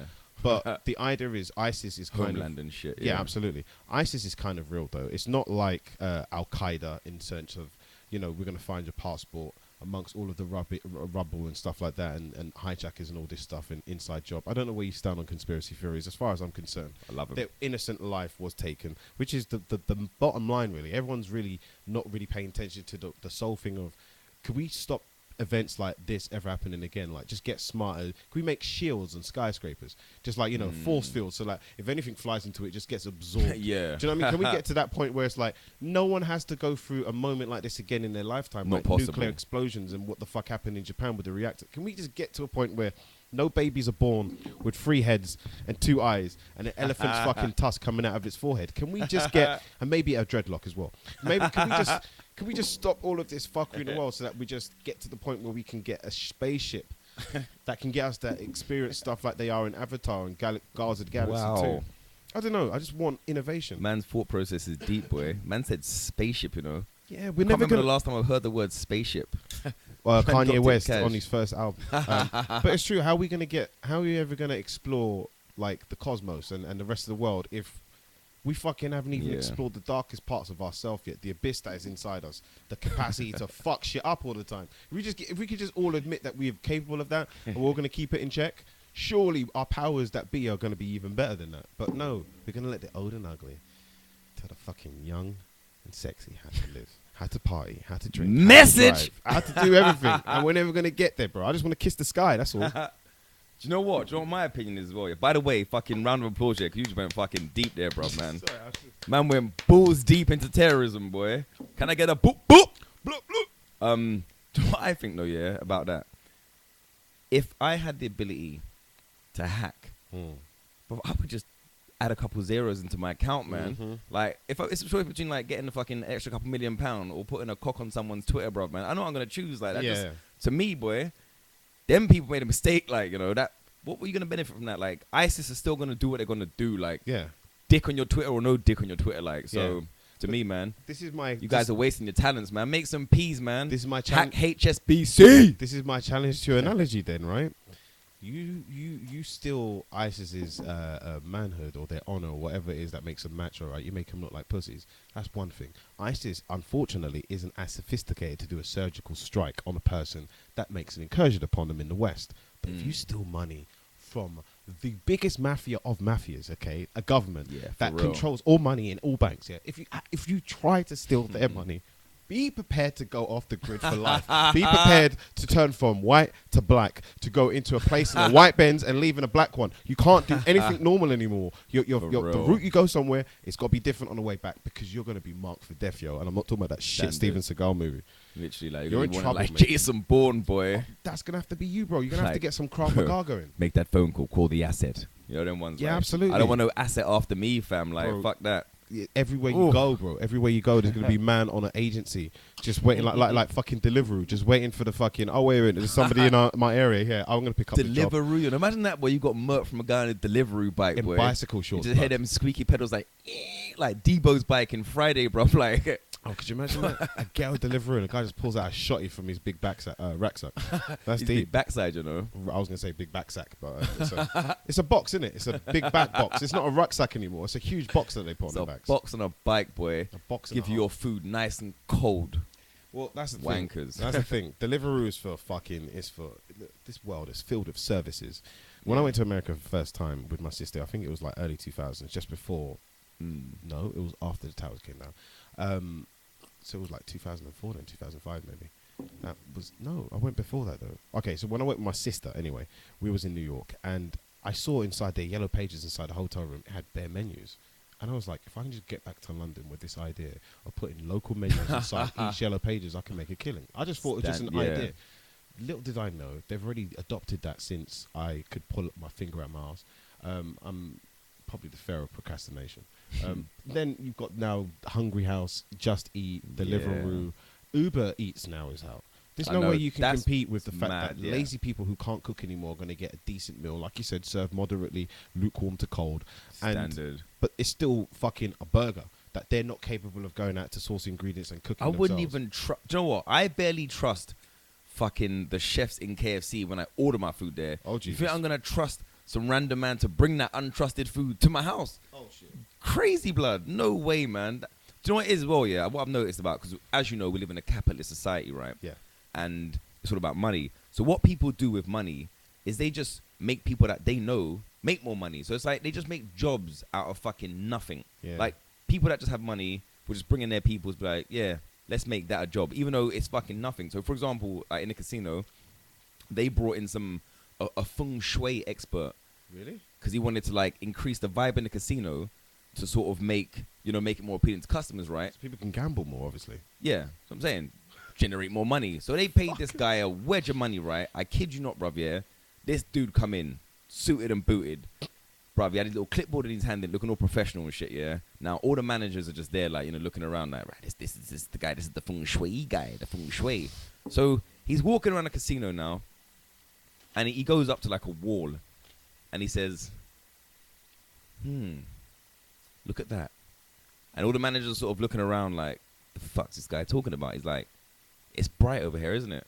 And they were like, it is, yeah. In agreement, So he walks over to the fucking cupboard, opens the door, turns off the light, walks back, then he goes, it's darker now, isn't it? Bruv, they all looked around like, it is. And they was genuinely sitting there just like, I'm like, this man got paid to come in and turn off a fucking light, bruv. Yeah. And that's when I just said, you know what? Capitalism's gone mad, bruv. Yeah. This man's got a job for doing fuck all. Man could turn off a light, bruv, and get paid for it. What's the world coming to, man? Listen, I work in a hospital. I think most people know this. And where I happen to work, there is a company, an agency that we hire to get people to clean the beds, serve the food. Like they're all it's not part of the hospital. It's all different agencies, but none of which are more important than the time where I saw a patient who had gone into a room and they needed their bedside lamp, and there was the light bulb had died in it, obviously. I was like, what is it? Is it a screw? Is it a push and turn? I was like, no, it's a screw. We need your expertise, Mel. Like, is this a screw or a turn? No, well, I had to ask because I was like, this is light. This is light work. So I went to the boss, the ward light manager. work, no pun intended. There. Thank you very much. I went to the ward. I went to the ward manager and I was like, listen, can I get a light bulb, please, for room number such and such? Like, no. You have to make a call. I was like, what do you mean I have to make a call? I've made a call. I'm going to put a light bulb in there. They're like, no, I need you to call this number and tell them that this room needs a light bulb, and then they'll send an engineer to put in a light bulb. I was like, okay, listen, this is at the time it was 2015. I was like, listen, this is the year 2000s and something, guys. We can't be doing this. This person can put do you have light bulbs in reserve? Where's the store cupboard? I'll put it myself. Wow. Listen, we have a policy. I was like, listen, I ain't going to electrocute myself. Trust me, I've done it at home. Okay, I'll make sure the power's off and I'll put the light in. But this could be done in moments. I'm not going to call someone. Like, they told me to refrain from action, otherwise I'll be like, refrain from action. Yeah. Otherwise I'll be in trouble. So I'm like, wow. I'll tell you, because they have a process. Apparently it costs money to make the call. And then once that person comes out, there you go. 15 to 45 minutes later, and because this was a Sunday, it was 2 hours later, to put in a light. By then, your book is ruined. You don't want to read your book anymore. It was dark. Of course when you not. got That's there. what I'm saying. Like, you done fucked your eyes up in the process. Thank you. Straining and shit. Could you leave the door open, please? You realize then that you have to go through this rigmarole of allowing one person's company to get paid by another person's company because they all got a tiny bit of responsibility in the overall cog that pays them a bit of money. Standard. So it's all of this shit on the side that I couldn't stand. That's not all of it. And when it comes to hospital, it's everything, mate. From the IVs that go into the patient's fucking sleeve, veins, everything. It costs money from something else. And I'm just like, can I just bop in there and not give a fuck about who I've paid for? I'm going to use everything in this building to save lives. Otherwise, you don't want my Jack Bauer ass going 24 in here. I'll go out and sling some comedy and sling some dick. But yeah, it's weird. Jeez. I don't know. No, I can't even lie, bro. If that was me, bruv, I would have gone rogue. Yeah. I would have gone to fucking home base. Yes, that's in a what I fucking did. I went to balaclava. Tesco. I would have brought fucking 2 light bulbs with cash, no fucking trace. Yeah. Unmarked bills, Unmarked bruv. bills. An unmarked £5 note, bruv, yeah? I would have fucking... Had an unmarked £2 coin. I scratched it out. I would have done that fucking Mission Impossible fucking Tom Cruise shit from the ceiling, bruv. I would have come down. I would have taken off a dusty ass flowery lampshade, bruv. I would have slipped in that bulb like I was slipping dick in bottom, bruv, yeah? Ooh. Clean in, bruv, man. Oof. Aiming for that fucking booty. And then I would have fucking changed the bulb, bruv. I would have got fired. I would have been proud. Jesus Christ. You didn't do that. So you added let some down the human race, Mel. You added You some let it sodomy in down. that ninja move right there. Jesus Christ, I had no idea. I got to go for the booty first. It's all about the booty, baby. So you're a bum man, definitely. But do you know what? I love bottom. Yeah. Never done it before. Yeah. It's like you said about that whole, Yeah. Yeah, it's like we look at it, but you know what? Don't do it because the reality of doing it is like something different, innit? Yeah. But I love the shape of a bum. You know how you got like breast man, bum man, Yeah. innit? Bruv, man. Titties. You could have you can have some peanut titties, bruv. You can have some KP little warheads. You could have rice grain nipples there. I wouldn't even give a damn, yeah? Yeah. Like, bum has to be there. You have to have some kind of shape to the bum, yeah? Yeah. Otherwise, I can't work with that. I'm not trying to touch your bum, yeah, and feel pelvic bone. Yeah. The other one's like, fucking... I'm not trying to touch your bum, but feel the front of your leg because your bum's that flat. Like, I need bum. I need a little bit of cushion there. I need a little bit of shape there. Easily. Tits, they're amazing. I appreciate them. My girl, beautiful breast, bruv. Man would see my girl's breast and be like, oh my God, there's some good ass titties. But like, I love them. I appreciate them. I play with them. Yeah. But the bum, bruv, man. Because you're headlining now. What I'm worried about is if we drop you from a helicopter in Brazil, you'd be like a squirrel in a nutball fucking ball pit, yeah? Just running around all of the fucking bundas that's everywhere. Like, because I'm one of those humans. Bundas, That's the Brazilian word for booty or bum. I'm one of the persons. Bundas. You need to see a video clip of fucking, what's his name? Arnold Schwarzenegger. Have you seen Arnold Schwarzenegger when he was in Rio? No. I'm going to pull that up now. Yeah, it's they're obviously famed for their behinds, right? Obviously in Brazil. Yes, exactly that. A lot of fake ones, by the way. Yeah. By the way, did you hear? In the UK, did you in hear? the UK and in America? Yeah. Nicki Minaj's bottom apparently fell. Yeah. It fell. Yeah. What does that even mean? It means her bottom fell. Yeah, it means it wasn't correctly. Like, let's just say they told her to take a couple of months off, but she's like, nah, bitch, I'm touring in a couple of weeks. So she wore some. I gotta twerk this, bitch. So she wore some jeans that kind of suspended it in animation for a while, but really there was just jiggle. It had to conform to the lack of fat that she had there in the first place. I don't know what the operation is. I'm just speculating, allegedly. Because I saw Nicki Minaj before she became a hip hop star, and she was like one of the mandem. Yeah. Like just. She was like what did I say I was going to pull pull up up again? of wood with a head. By the way, this EAJ is just fucking me up. You were supposed to Damn it, I knew it because you went into this and I was going to forget. I was like, no, I've got it still. Arnold Schwarzenegger on bottoms. Thank you. Boom, see that? Arnold EJ is good for the memory. I just realised I've actually got my own cup saying the Midnight Hour podcast, bruv. You know what? You go all out with this cast, don't you, bruv? No, it's because what's This his is name? big shit, man. Big up to Mel, by the way, man. Seriously, this is fucking cheers. God bless you. Big up to Matthew Harrison as well. Big up to you guys for watching. That's Carl Wallace. He made those for me. Big up to Carl. With these mugs, you know what you did, Carl? You absolutely nailed it. Another call back to his big joke there move for there. the old comedian society. You know what I mean? Right, Fucking so hell. this is obviously a documentary that was done years ago, right? As you can tell by the VHS quality. And Arnold Schwarzenegger went to Rio de Janeiro as a man. We might have to put the cans in these, just if you want to hear some audio, because it's quite funny. Come on, why not?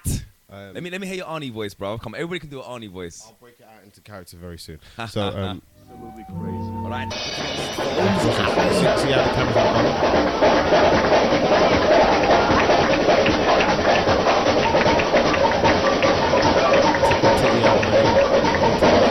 That's what he wanted to be. Carnival in Rio with Arnold Schwarzenegger. In his little jeep. I'm Arnold Schwarzenegger. I bet you My are. first taste of carnival came at the nightclub Oba. Over. Adriana promised me it would help me understand the carnival triple threat. Help me Now, understand the here's kind the of thing. I triple can't. I don't want to show too much because Arnold. I know he's Austrian, really, but I'll still get banned in Germany. But watch how he's. How do you say? Sauci. Sauci. Okay, Sauci. Yeah, power? Health. Okay, Sauci. To Brazilians, especially men, the mulatto is the symbol of everything sexy and erotic. During carnival, gorgeous mulatto bodies begin to move in ways that even a fitness expert. So here's the Mulatto thing, bodies. Arnold, I thought he was here to work out, which he was, but this little segment of it is just him getting down in the club. The Brazilians think that the sexual part of the woman is the ass. Right. And that's not how Americans think. No, I agree with the Brazilian point of view, but I mean, go ahead. The American thing is the breasts. Yeah. Yeah, right, I agree with you. See, so like as you were talking before about the What? bum, right? Yeah, something in common with the Brazilian man. I like that. I like that. The Brazilian. You know he's trying to fuck that bitch as well. Oh, hell Arnold, yeah. Arnold's gone there to sling. He's like, so I want to much dick. terminate your pussy. Look at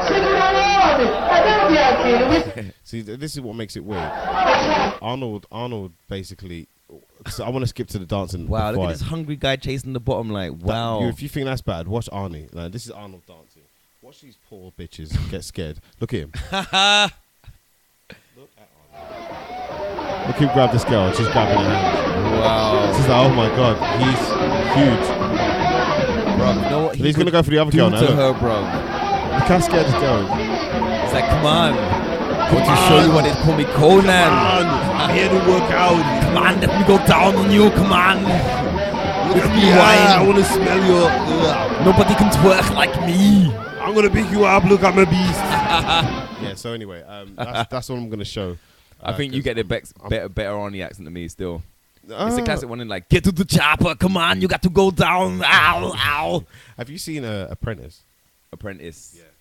Celebrity Apprentice. Of course. Well, Because he's the new. Because Trump's now president, he can't do it. So he's like the new. oh, right? that's a fucking shame. And if you get eliminated, right, he'll be like Matthew Harrison.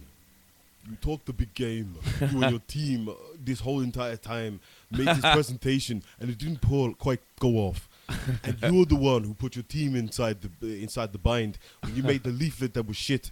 The font was wrong, and nobody can understand your ghetto vernacular. Matthew, you think this is a joke? You're a great comedian, but you're a shit team leader. Pack your bags, get to the shopper. That's how he eliminates people. So if you watch it, it's weird because he's like, I'm trying to make you serious. Wow. And actually, no, sorry, you've been terminated. Get to the chopper. He actually says it. You've been terminated. So that's Arnold Schwarzenegger for you. I like Arnie, but for me, it's like a bit of a cheap one. Like if I know I can't get a room at all, like I've got a Randy Savage bit. I've got a Jesse Ventura. You know Jesse Ventura. Rings a bell. Jesse the Body. I was on TV. I was also a Navy SEAL. I was a fighter. I was an author. I've got a TV show about conspiracy theories. 9/11 was an inside job.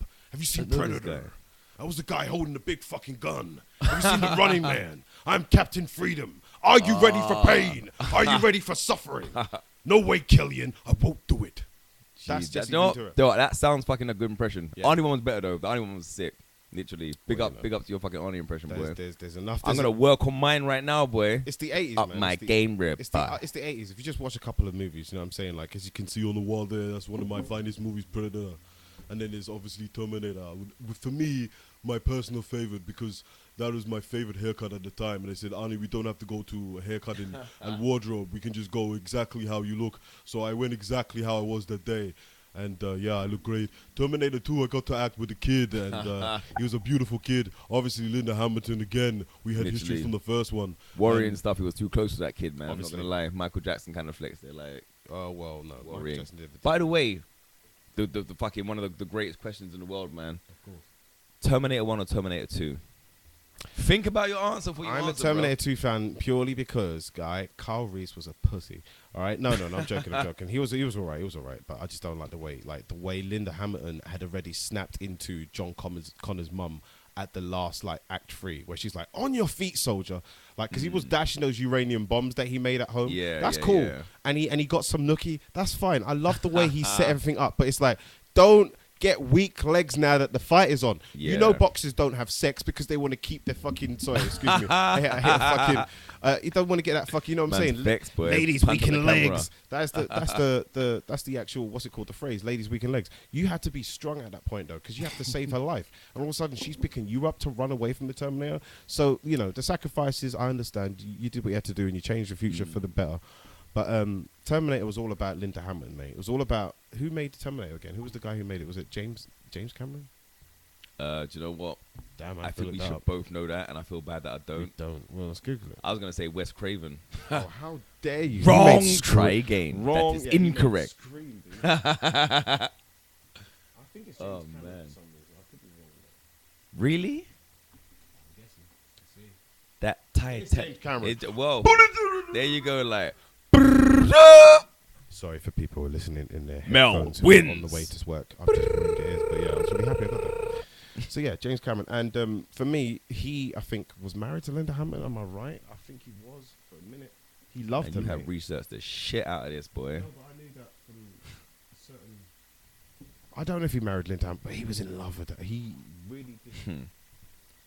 He Yes. wanted to terminate her. From 1997 to 1999, which is probably the span of Terminator 2, Terminator 2 and all of the press. But yeah, so he I married just Linda banged her Hamilton. for the production, boy. No, but she was really, I mean, that's an 80s chick. That's a girl who's got Yeah. a certain look. Like She the girl was, from yeah. She is stereotypically 80s. 80s, yeah. She is, like, man. like Phoebe Cates from Drop Dead Fred, Princess Caribou. Have you seen that? No, haven't seen that. Gremlins. Gremlins, bitch. That's Phoebe Cates, Wow, yeah. that's another fucking She's memory cute right though, there, right? boy. Gremlins. Okay, other than Phoebe Cates, there is, who else was in a proper 80s girl? 80s chick. And people loved her, man. They were huge fans. Do you know who was a 80s chick? Mm. I know she's not really our 80s chick, but she was a 80s chick. Bitch from Greece. That's 70s, isn't it? Greece, that's 60s. Is that 70s? But I she don't done a think- film. Do you remember the film The Warriors? Olivia Newton-John. Olivia, that's the fucking one. She was So- definitely up there. Do you remember? For Remember a some- film called The Warriors? Of course you do. Of course, yeah. Of course, yeah. That was dumb. See all the shit on your wall. Of course you fucking know about Warriors. Get Warriors poster. Warriors. I can't do it. My voice is Come fuck, out man. to Play. That film was sick, yeah. So basically, the guy from that and Olivia Newton-John, they did a film together called Xanadu. Now, I don't know if you remember this film, right? No. Now, I saw this film once as a child with my big sister, and it was a film where girls are in a poster and they come to life. Oh, shit. Like, sort of, you know, and then they start skating around and they're roller skates and shit. Mm. She falls in love with the dude, but then she, you know, goes back into her poster world and she's not real, and he's like, oh my God, what's Okay. going on? Bruv, we I don't remember this. we fucking talked about this film for years and never knew what the fuck it was. Just could never get it, bruv, yeah? And then came the age of Google and torrents, bruv, yeah? You know, my sister's a G, yeah? She searched like every kind Allegedly. of possible. She just like, Thomas is still kind of girl, illegal. roller skates, poster, man, love. Bruv, you know what? I believe it was 4 years ago. I got a phone call, brother, about 11:30 at night. It's like, Matthew, I found the fucking film. Instantly. Yeah. Instantly, I knew. I was just like, oh my God, the roller skate bitch. Bruv, I watched this film, yeah, after how many years, yeah? Film was doo-doo, bruv. Absolute, it was shit. Yeah. Such disappointment. And you know what? You know, you think to yourself, that should have stayed a memory. Should have stayed a memory because like when you're young, you're seeing that shit, bro. When you see it now, it's like I don't know. Blockbuster Video when you used to get the card and just rent videos Bro, and it looked good. Blockbuster, wow. Did you ever remember The Took me Babysitters? back, boy. This is No. a movie about kids that needed to get looked after by two wrestling twins. And these two twins would look after these fucking. I think What, it was- Legion Madoom or something? Or like No, they were Bushwhacker Brothers. They had a kind of Razor Ramon kind of fro hair where it's like a little bit there and it went all the way back. Okay. And sides shaved off. And there were two like wrestlers. I remember one poignant scene of the film where they're like trying to have grace with these kids. And one of the brothers is like, bless this food on our plate. That is all, because I can wait. Amen. And he starts eating. And the kids look at him. They're like, oh, my God, this is the best grace I've ever experienced. So Jeez, no, I don't I remember just that at all. remember that they were. I think there was some kind of angle where it's like the mobsters were chasing them and the kids helped them foil them or something like that. It was one of those movies like Three Ninja Kids where the kids Yeah. kicked ass. And the adults just look back in awe like, wow, you're doing amazing. Then obviously we had the Karate Kid. I am your right to fight for survival. Wow, do you know what? You know your films, bruv. That's sad for a lot of You shit. know your films. It's like the joy is, I think when we watch stuff as a kid in it, it stays in. It actually gets tattooed onto our fucking retina, like into our brains, like it's there. Yeah. But those are only the films that you watch religiously. So, Yeah. for example, Karate Kid wasn't one of them for me. You know, I think it was more sort of like films like Scarface, classic fucking one. Goodfellas, even Disney's, bro. I'm big on Disney's, man. Yeah. Look around this room. There's enough Disney. There's enough I haven't Disney seen one around. Disney yet. I'm not gonna lie. I've seen You've Lion missed King. Lion King. Lion King I saw. 101 Dalmatians right there. Little Mermaid right there. You Okay, got Frozen over there. there's Ariel. You got That's the Wreck-It bitch I was Ralph. looking for. You- That right there, she is the You- hottest redhead in existence, bruv, man. I ain't gonna lie, yeah. Ariel would have got it. She you didn't have say- a. She didn't even have a pussy, yeah. I would have found a little slit in that fucking She's mermaid with Carl tail, McLaughlin or whoever this guy is supposed to be. She's with him at the end. They made a Little Mermaid 2, the same way they made a Lion King 2. But the they same made way Little Mermaid 3. 102 Dalmatians. They made everything. Yeah. of Everything's got a part 2. Do you know what? One of the best part 2s, yeah, was The Mulan. Return of Jafar. Oh, how dare you? Bruv, Robin that was Williams big. wasn't in it. It was Return of the Genie. Where it was in. No, it was Robin, 3, he was- Robin Williams was he in wasn't in Return Return of of Jafar. Jafar. I'll show you. Aladdin 2, he was not in the second Aladdin. He was in the third one. The third one. Oh my everyone god, was I just gassed. feel like I just got schooled. I got schooled. Aladdin 2. Bruv, he was the fucking genie, bruv. He was because he basically what it was, yeah, in Aladdin 2, Jafar, was released from the lamp. So he had to basically fight the genie one-on-one, but the genie was powerless because he's just like, oh my god, he's almighty, all-powerful. How the fuck you gonna tell me that he went in and fucking Jafar? Hey Mel, you listen to me, little son of a bitch. I am. Look at the cast. Let me show you who Genie is. Jafar as Genie. Wow, I'm seeing some some shit. Dan Costa. Dan Costa. Okay. Okay. Okay, you was right, Mel. You fuck me. You fuck me, you monkey. You cockroach, you. So he was in the Wow, I got schooled. You know what? I said it with such confidence as well. You know, you convince yourself that you're right. It's like playing poker, right? Yeah, you got fucking 4 kings. You're just like, what the fuck you got for me, It's bro? not Your even man that. just It's like the listening to guy me. is like, we out here drinking big bottles. Okay. Why are you talking? I don't need no commentary. that was what you did there. You acted like you did what the Literally, film was, boy. and you Schooled. drank too much E&J. But no, E&J for the there you ladies. go. Look, Robin Williams is in. He's the second one because obviously he's top billing next to Aladdin. But they were in the Wow. third one, Aladdin 3, which is the King of Thieves.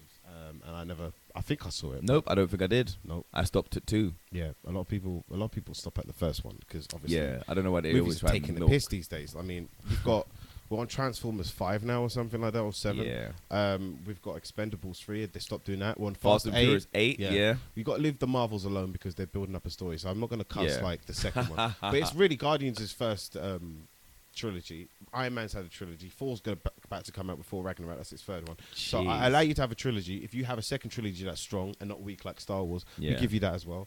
But what else are they trying to bring out? They're trying to bring out a bunch of movies that Do you have know been what I out already. heard? I heard they're remaking the fucking Matrix. Oh, no. You hear that shit, bro? They're remaking the Matrix. Do you know at that point there when I heard that shit? Yeah, you know what I realized? I'm old. Yeah. I'm old. He got that to me. That I reference that shit in everyday life. It's the Matrix. Push your microphone a little bit because you're definitely hype. Yeah, I'm just gonna say you're gonna blow out the speakers. Go on, yeah. Yeah, that film to me is not old. Yeah. That's like when he remade Spider-Man. It's like, Absolutely. bro, it came out 2 years ago. Why are you remaking Yeah, it? Andrew Garfield, I know, he did a good job. And then all of a sudden, yeah, we were making it. But you know Yeah. what? But The Matrix, bro, and they're using that guy from, you're the guy who played in Rocky, in Creed. Oh, Michael B. Jordan. Yeah, I think they're using him. Well, he's going to be Neo or Morpheus. Yeah, no, Neo. Because remember in the original one, it was supposed to be Will Smith. Oh, yeah. And I was just like, how the fuck would Will Smith ever be Neo? He could easily pull off Neo. No, the thing is, no, bro, man. He's too smooth, man. Imagine, you know, certain lines in The Matrix, in it. Like the classic line in The Matrix that I like is Mr. Anderson. no, but Neo's lines. Yeah. Neo's like. So what's the famous Neo line? Whoa. It's just like, Whoa. I know what you're trying to do. Like, no. What was a good one? That was a shit one, boy. Rewind that. Let's just pretend it never happened. All right. The Matrix 1. The best. What's the best Neo line in The Matrix 1, bro? I'm going to just embellish, sorry, because I can't remember exactly verbatim what he said, but it was in the scene where he's at the end of The Matrix, basically, where he's in the tube station.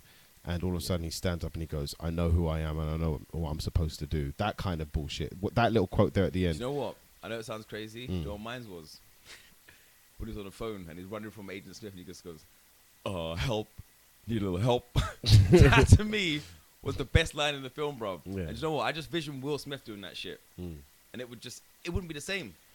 Because Hitch, Just be like- Hitch will be just too smooth. Like, yo, black man on the phone. Yeah, exactly They're that. trying to shoot some green shit at me. Come on, man, help me. And he wouldn't swear because Will Smith don't swear. He'd be like, "They're trying to chase me. They're trying to chase me. Oh, you Oh said yeah. sh- Oh, you want the exit? Where the exit, man? I know you know where the exit. Tell me the exit." It wouldn't work, man. It wouldn't work. I'm sorry. He's Will the- Smith, not the fucking not Neo. He's not the one. Yeah. He's not the one. And this Michael B. Jordan, whoever his name is. Yeah.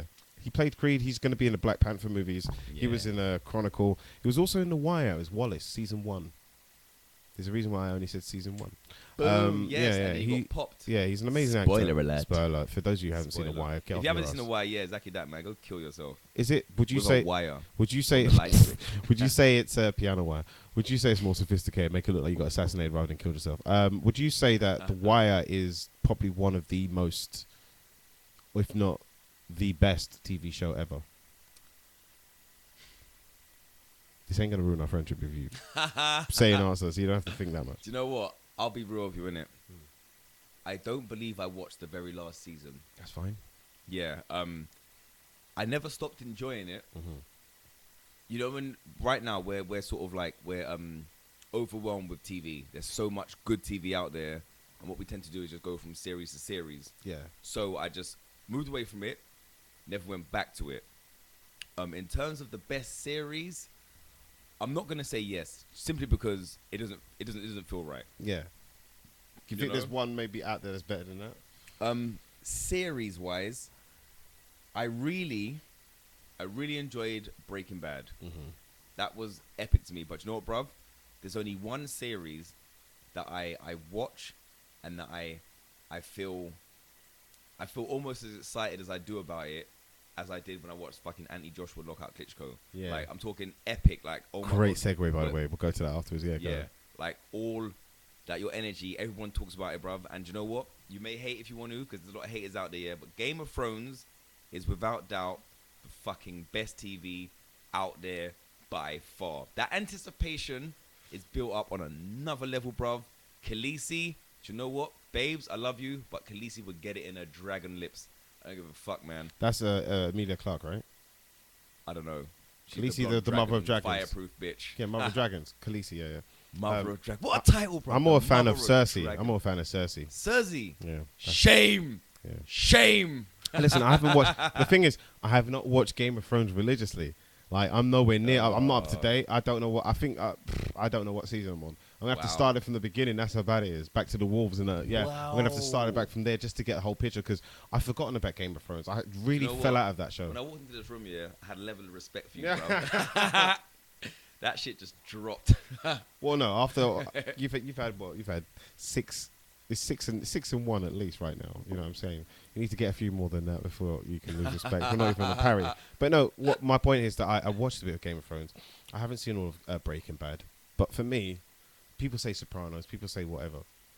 You haven't even watched The Wire, because if you had watched the entire Wire series, you would have said, hands down, from season 1, you couldn't stop watching it. That was the truth. Or season 2. Once you got to season 2, if you told me that you could put it down and not want to see the next episode, you're lying to yourself. So are you going to sit there now, stare me blank in the face, and say that the Docks season was amazing? The season 2 at the Docks? At the Docks. The best. Probably, if not, wow. It's up there. Season 1 for me was the best. No. Season 2... I think was Docks. definitely the second best season. Season 3 wasn't my favorite season. What one was that? That was the one where Idris Elba has some beef with Omar and Brother Muzone. I'm not going to say any more for people who haven't seen it. Okay, yeah. By season 4, Avon's already out of prison, but he's already lost the towers. He's lost all of his corners because Marlo's running shit, and it's about the kids on the block. Yeah. It's about the kids on the corner. And that, for me, made the series even better because not only have I still got the running storyline of the Barksdale trying to reclaim Marksdale running, and then Marlo and his group running things, and then Prop Joe, fucking Chris and Snoop, Michael, Dookie, all of these new characters, Naaman, and the fact that Weebay's in jail.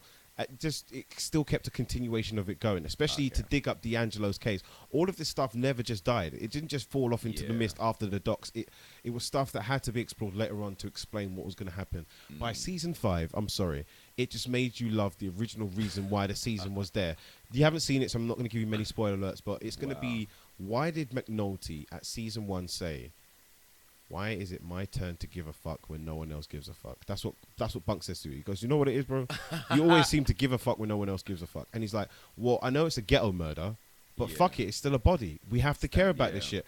And when the body count in season 5 has got to its highest point, there's no way McNulty is going to allow Marlo to get away with this. McNulty takes shit into his own hands like a true comedian. He does something that not only makes season 5 for me funny, but also makes it back to, this is all about one cop that wanted to make a difference in this shithole of Baltimore.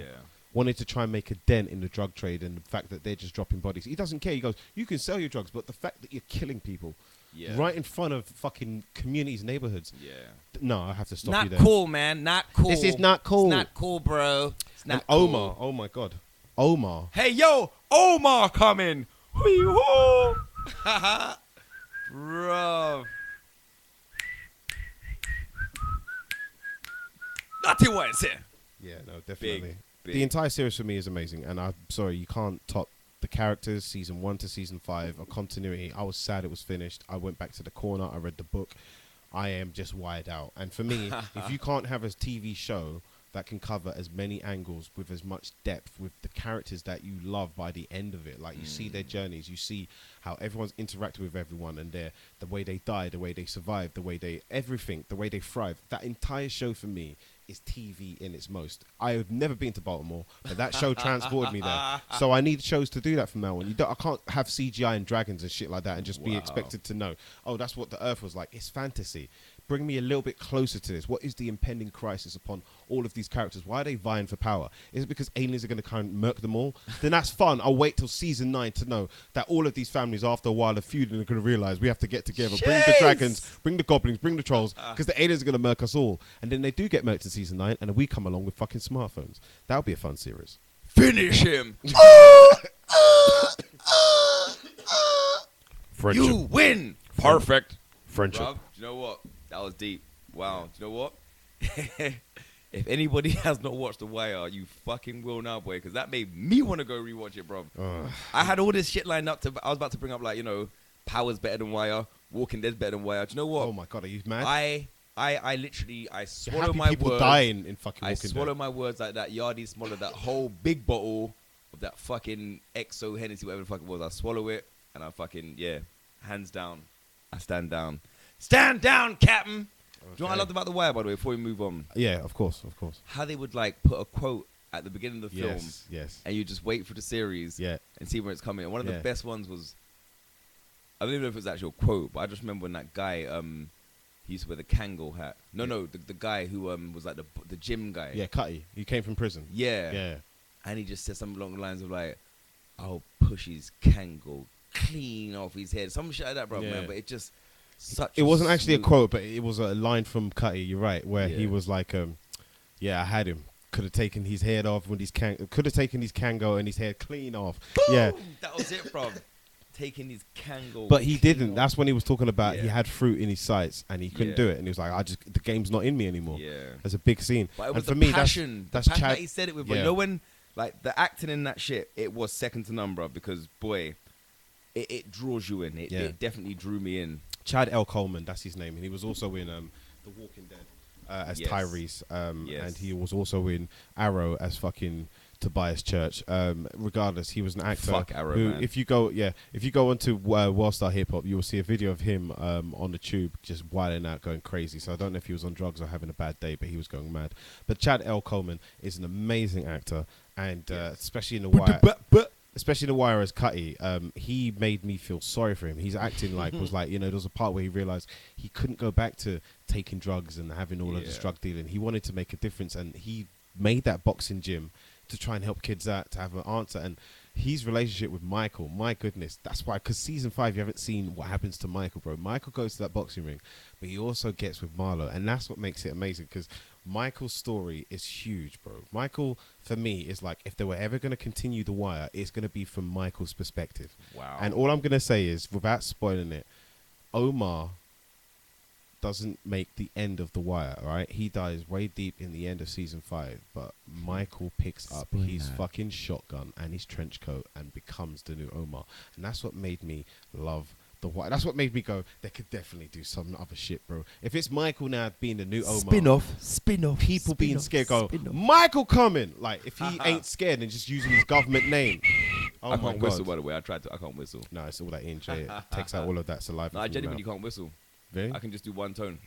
That's it. I can't do that whole whistling and shit. Okay. But you can eat pussy like a motherfucker, it's fine. I can yam 13-year relationship, I yam it understand. like You got those skills. Absolutely. Everything red by. Yeah, you're a Yam yammer. pussy red by. Could you let at the 2.5 hour mark, could you let the people know when you're going to be performing next? I'm going to take my first pee, ladies and gentlemen. That's right. Okay, cool. Went 2.5 hours deep, but I need to pee. So you let everybody know when they're going to see you next, and just chat some nice shit to the people out there. Hey guys, Matthew here, loving it. I hope you have a good time. Oh my god, this is like my first official podcast. I'm absolutely loving it. Oh my god. So yeah, like I said, I perform as an MC every single Wednesday at the Trafalgar Tavern in Greenwich, which is on the DLR. The stop is Cutty Sark. Really nice area, by the way. They got ships just there, like just a random ship. I'm talking like a pirate ship. I'm just like, whoa.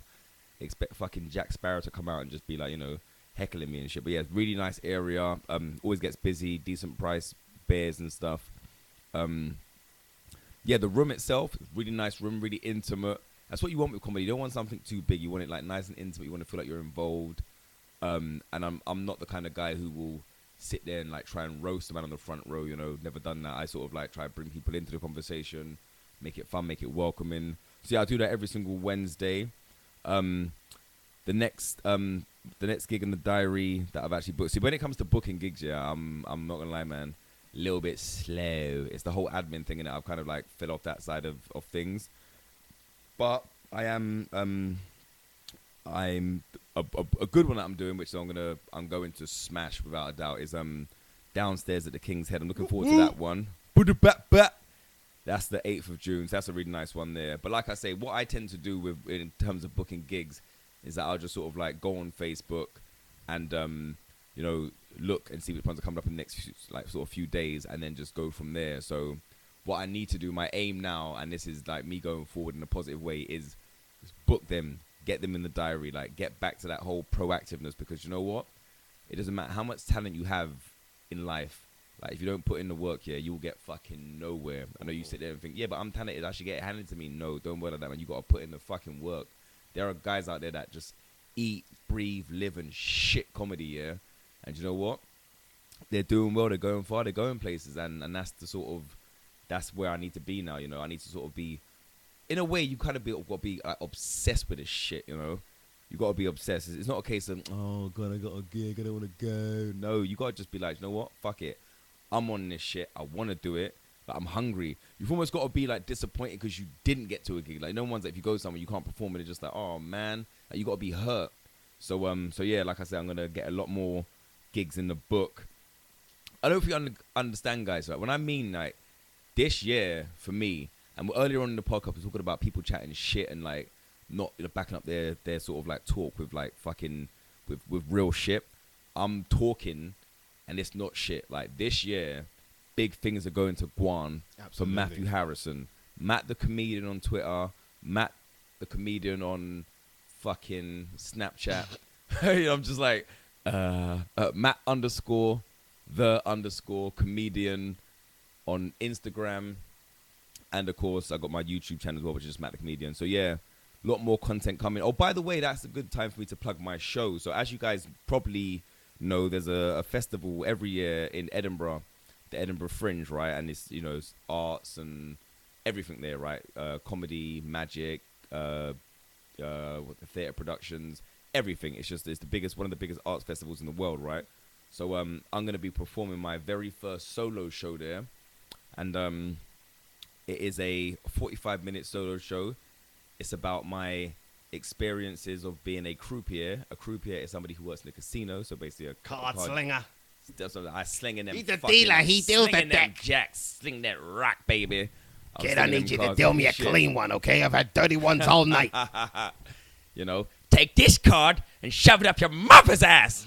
Standard. So I've been doing that for like fucking 13 years. So yeah, I'm gonna talk about my experience of working in the casino, how it's changed me as a person, how I developed. Not just from a career point of view, but just as a person as well. Because obviously I went there as a fucking youth, bruv. Well, you go like places. I went. You know what? Working in the casino. Do you know what I first discovered as well, bruv? Yeah. The concept of rounds. Rounds. Yeah. You go to a fucking bar. 1 second. And people be like. Keep talking. Oh yeah. So you go to like a pub, yeah, and then someone says, right, who's getting the first round in? I was like, sorry, what? Like I want to buy a drink. Like. In my mind, like, if it ain't broke, don't fix that. I buy my drink, I drink my drink, I buy another drink, I drink my drink. What the fuck, you want me to buy you a drink, and then you buy me back a drink? Like, what if you go home after? Fuck that shit. So, even, like, things like that, I developed, like, as a person in work, 'cause I've been there since a young age. So, yeah, I'll talk about my experience as a casino, and, yeah, just sort of, like, things around that. And the name of the show is called, Fuck Me Like Dry Vegetable. Oof. And you guys are probably thinking, like, what does that even mean? But I'll tell you what, yeah, when you see that shit on a flyer, at the very least, you're going to be intrigued. You'll be like, what does that even mean? I had a choice of 2 names for the show. I sort of decided between 2. That's a very good one. Yeah, I had a choice of 2. To the point that it makes... Yeah, it makes no sense. That's my point. It makes no fucking sense. Like, and it's not even like... How long did it take for you to come up with that? Honestly, seriously, how long did it take for you to come up with that? I'm not even going to go into that for the simple fact. It's a mystery. Yeah, exactly. That's a mystery, and I'll obviously reveal that in the show. Yeah. But it was between that and then, and bear in mind that what I like about it is that the grammar's all wrong. It's not even fuck me like a dry vegetable. It's just fuck me like dry vegetable. It doesn't even make sense on paper. It doesn't even make sense acoustically. It's just fucking weird. The other option was Matthew Harrison, the King of Spades. Okay. Now that one's got a bit more to it. Yeah, okay. Now the thing about that one, yeah, it's more layered. Yeah, exactly that. But do you know what the problem was that one, right? When I said it to a few people, I was like, you get it? And there's like, yeah, there's a card called the King of Spades, and you're saying you're the King of Spades. I was like, no, but you get it? It's like, what do you mean? Do I get it? I was like, do you know what spade means? It's like, it's the card, isn't it? I was like, oh, for fuck's sake. So what's happened, right? Is like, as we all know, the spade is a terminology used for black people back in the day, right? Yeah. It was in Police Academy 1. Spade, man. I mean, go get your fucking... So that was a also term. In Police Academy, the scene where they're just recruiting Hightower, and they don't even know he's sitting in the bus. He's like, there's sure a lot of spades around here. And then all of a sudden they look over and they see Hightower and they're like, which is good. There's nothing wrong with spades. Yeah, I remember that scene. But the problem is now is that because we've become so PC, the term spade has kind of fizzled out. Yes. So because of people being less racist, the name of my show won't be as funny. Yes. So therefore, I was like, fuck you, you non-racist fuckers. I'll change the name to something different. Hence, fuck me like dry vegetable. And I'll reveal why it's called that in the show. So yeah, I'll be doing that for the entire Edinburgh run, the entire Fringe. And the dates are from the 4th of August to the 27th of August. And I have a break on the 14th. Sweet. I think that's when a lot of people have a break to just fucking get their head around what the fuck is happening to them. Yeah. Like if you're dying, you're like, I need this day to like fucking have a bit of my soul back. Or if you're doing well, you need to be, you know what? my ego's gonna fucking explode. Let me just chill for a bit. So yeah, it's just a little day off. But yeah, it's gonna be amazing, guys. If you can get up there, please do, man, and support my show. I'll be hashtagging the fuck out of that show. It'll be like F me like dry veg. So yeah. Wow. That's show plugging for you right there. Absolutely. I love it when you plug it right there. plenty for people to wrap their teeth around. Is there anything, my friend, that you wanted to cover on this show? Obviously, that you may have not covered. Anything you've written on your notes that you wanted to get off your chest? How are we doing for time? We still good for time? We're good, man. We're at like the 2 hour and 35-minute mark, so we're going to be winding it down soon. We don't want to stay too far out of orbit with this much fuel. Do you know what I mean? You know. And I want to touch back on. Do you know what? Actually, no, I'm good. I don't need to piss right now. No. What I will touch back on is something that we mentioned earlier on about the whole urban circuit thing, because I know that whenever, you know, black people or white people, you get like a variation of both, it always comes up. And yeah, so I want to touch on that. Basically, when I first started out in comedy, I wanted to be different. I wanted to stand out, right? Yeah. Bear in mind, I started watching comedy on the urban circuit. Yeah. So do you remember like Quartz Wine Bar, Kojo's Comedy Funhouse and stuff back in the day? Never saw that really. That was where, you know, all black people went, you know. And they was fucking amazing, hilarious, funny. And then as time went on, I started to realize that what a lot of black comics do on the black circuit is cater for a black audience. Yeah. Pandering, exactly that. And nothing wrong with that at all, you know. I'm black myself, you know, so I do it in everyday life. Yes. But the whole point is that I wanted to try and be different and sort of like, you know, for example, like a black person singing opera, you're going to stand out. Carve out your own niche, basically. Exactly that. So that was my approach to it. And then when I got on the fucking sort of like circuit, the open mic circuit, I realized that I wasn't the first black person that thought of this. I was like, oh my God. That's what a lot of black people are doing right now. They're thinking like, I want to be the different one. I want to stand out. I want to sort of be like the token one that gets all the love in it. And basically, that the term token just raw, but that's what, isn't it? There was guys out there like, you know what? I'm the fucking token, not you. So I discovered. You mean black on black hate? Well, I wouldn't say it's black on black hate, but it's sort of like black on black recognition that another guy's doing what you want to do / hate. Okay. So you know, I remember like the first. I said it before. Token black hate was where they want to be the token, and it's so funny that you brought this up now. Yeah, it's like when you go to a party, for example, and you're in there, and all these white people are surrounding you, and you're doing like the Carlton Banks dance. They're all going mad. Another guy walks in, and you stop. You're just like, well, sorry, I was doing that thing where my move, that was you know, exactly that. So there's definitely an element of that on a circuit as well. And I remember the first black comic that I saw that made me think, wow, you're fucking excellent, and you're doing what I thought was original, but no, you're smashing what I thought was original. Dane Baptiste. Oh yeah. Absolutely. I was like, how the fuck is this guy so funny? It was unreal. I was, you know, you just sitting there just in awe. I wasn't even laughing. Yeah. I was literally just mouth open, like, oh my God, this guy's incredible. So I carried on doing what I was doing. I thought, you know what? Don't let anybody put you off your game. Just do what you're doing. Do your thing. It's all good. And but then I thought, at the same time, I'm a fucking black guy. Yeah. Of course, I want to perform comedy to my people. So I'm saying, so I done a few black gigs, and it's amazing the difference in the reception that I got.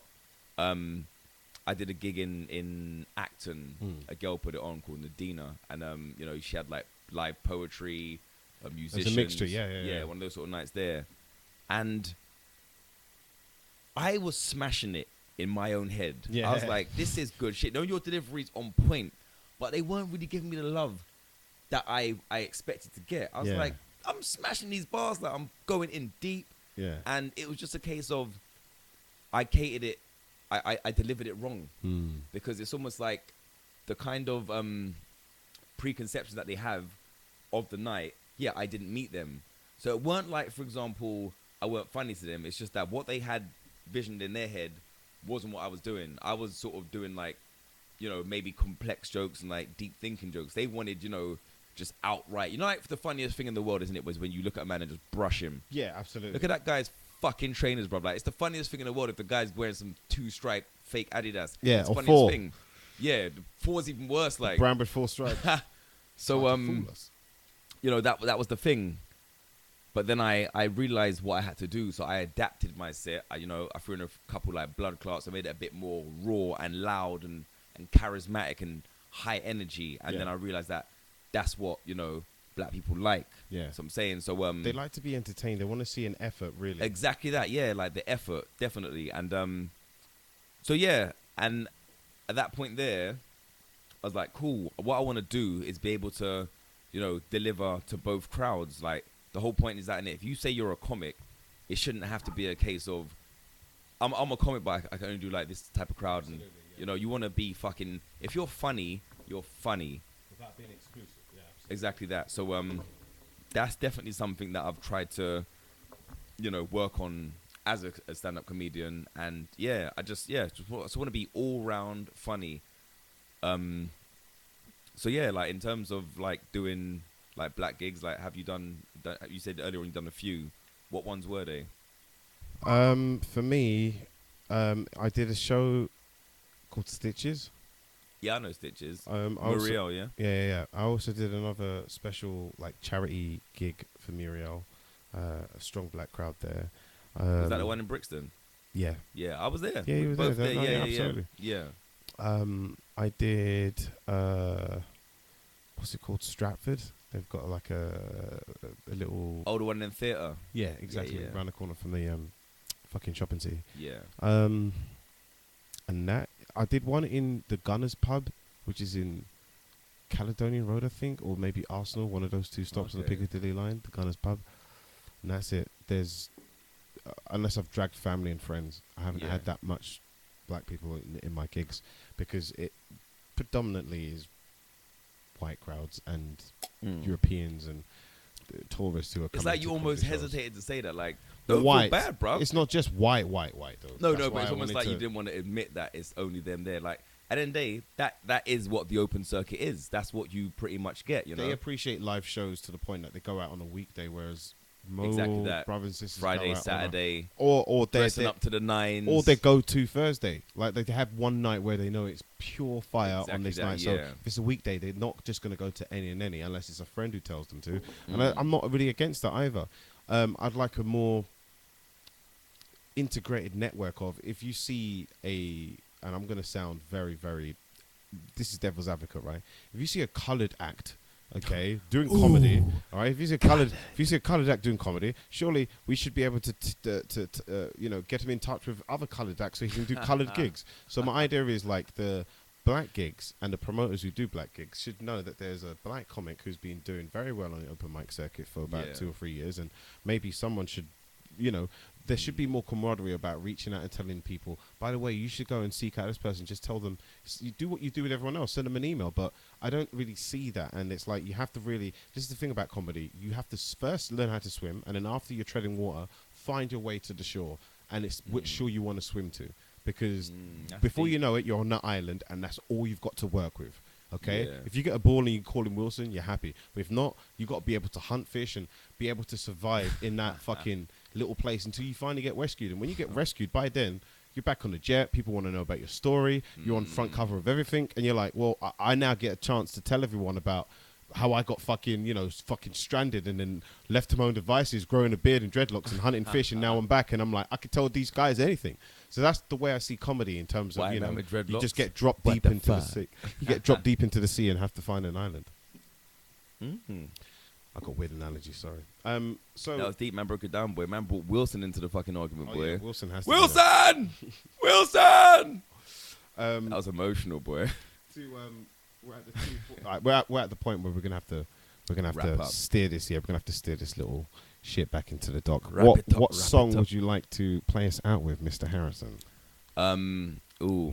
Okay, but it's gonna be some Michael Jackson, because you know what? I absolutely fucking love the guy. Yeah, I don't care if he did. he never touched them kids. I He don't got give a fuck. acquitted in 2005. Well, there you go. He didn't touch the fucking kids, man. Fuck all you haters. I remember that summer. It's the summer where I dropped my girl on the head. Remember? Wow. Yeah. Did you fuck start her head? No. No. So yeah, Michael Jackson. Now, see what I like is I like the early stuff. Early stuff, man. And Off the people Wall? No, I'm talking early, bruv. Are you talking about baby Michael Jackson? No, I'm talking about Jackson 5 Michael Jackson. Yeah, that's baby Michael Jackson. That's Frosty the Snowman. That's I Want You Back. No, I'm talking about the Jackson 5s when they was doing the album. You know, like Can You Feel It? Mm. And I swear they did Frosty the Snowman as their Christmas album. You don't remember Frosty the Snowman? yeah, I do. That's I do. Michael Jackson and yeah, Jackson 5. Yeah. I know, but I'm talking about when he was a teenager. Oh, Like, okay. he was a little boy that's still in it. So I want Heartbreak Hotel. But the problem is with that song, though, it's got a long-ass intro. Okay. So we're just gonna have to Long-ass intro, boy. drop ourselves into the song somewhere. Actually, okay, do you know what? Because of its long-ass intro, that gets pushed aside, let's just go straight for Enjoy Yourself. Jackson 5's Enjoy Yourself. Very nice way to take us out of this episode. Because So- I hope you fucking enjoyed yourself. That is, I think they did, Matthew. We did some podcasting Enjoy gold to yourself. be fucking- Enjoy yourself. Enjoy yourself. Might even bust a freestyle over it, boy. Oh shit! You're gonna have to go a cappella then if you want to keep us on certain devices in certain countries. I've been banned recently. Really? Yeah, because I've Jeez. gone over the time of 22 seconds. I told you, it's very stringent. Is that how they are, yeah? Yeah, and if I got a fucking sponsor, which I can't even have now because they're gonna fucking have to monetize some of these companies. So the thing is, that's the way it works for some of these people. If you're tied in with like Sony or something like that, and if you know the artist, like I've had a few guys who've made beats, that's different. Because then obviously they can say, yeah, you can use my content and there's no problem. Yeah. But when it's someone overseas and they're like, hey, somebody used 29 seconds of your song. Yeah. You're like, wait a minute, what they advertising chewing gum? No! But we'll get to them and we'll find out if we can get any monies from them. So that's We're why. gonna find you. We're gonna fuck you. You fuck you. You just don't need that shit in my life. The fuck you. Definitely. I love not. the way Chinese people swear, man. It makes no sense. No. But Who says that in it? Like, Russell I'm Peters. going to fuck you. It's Russell Peters. Russell Peters got that bit. All right, so I'm going to play this lovely song from the Jackson 5. Do you want to tell anyone out there, Matthew, any small message, any Jerry Springer final thought?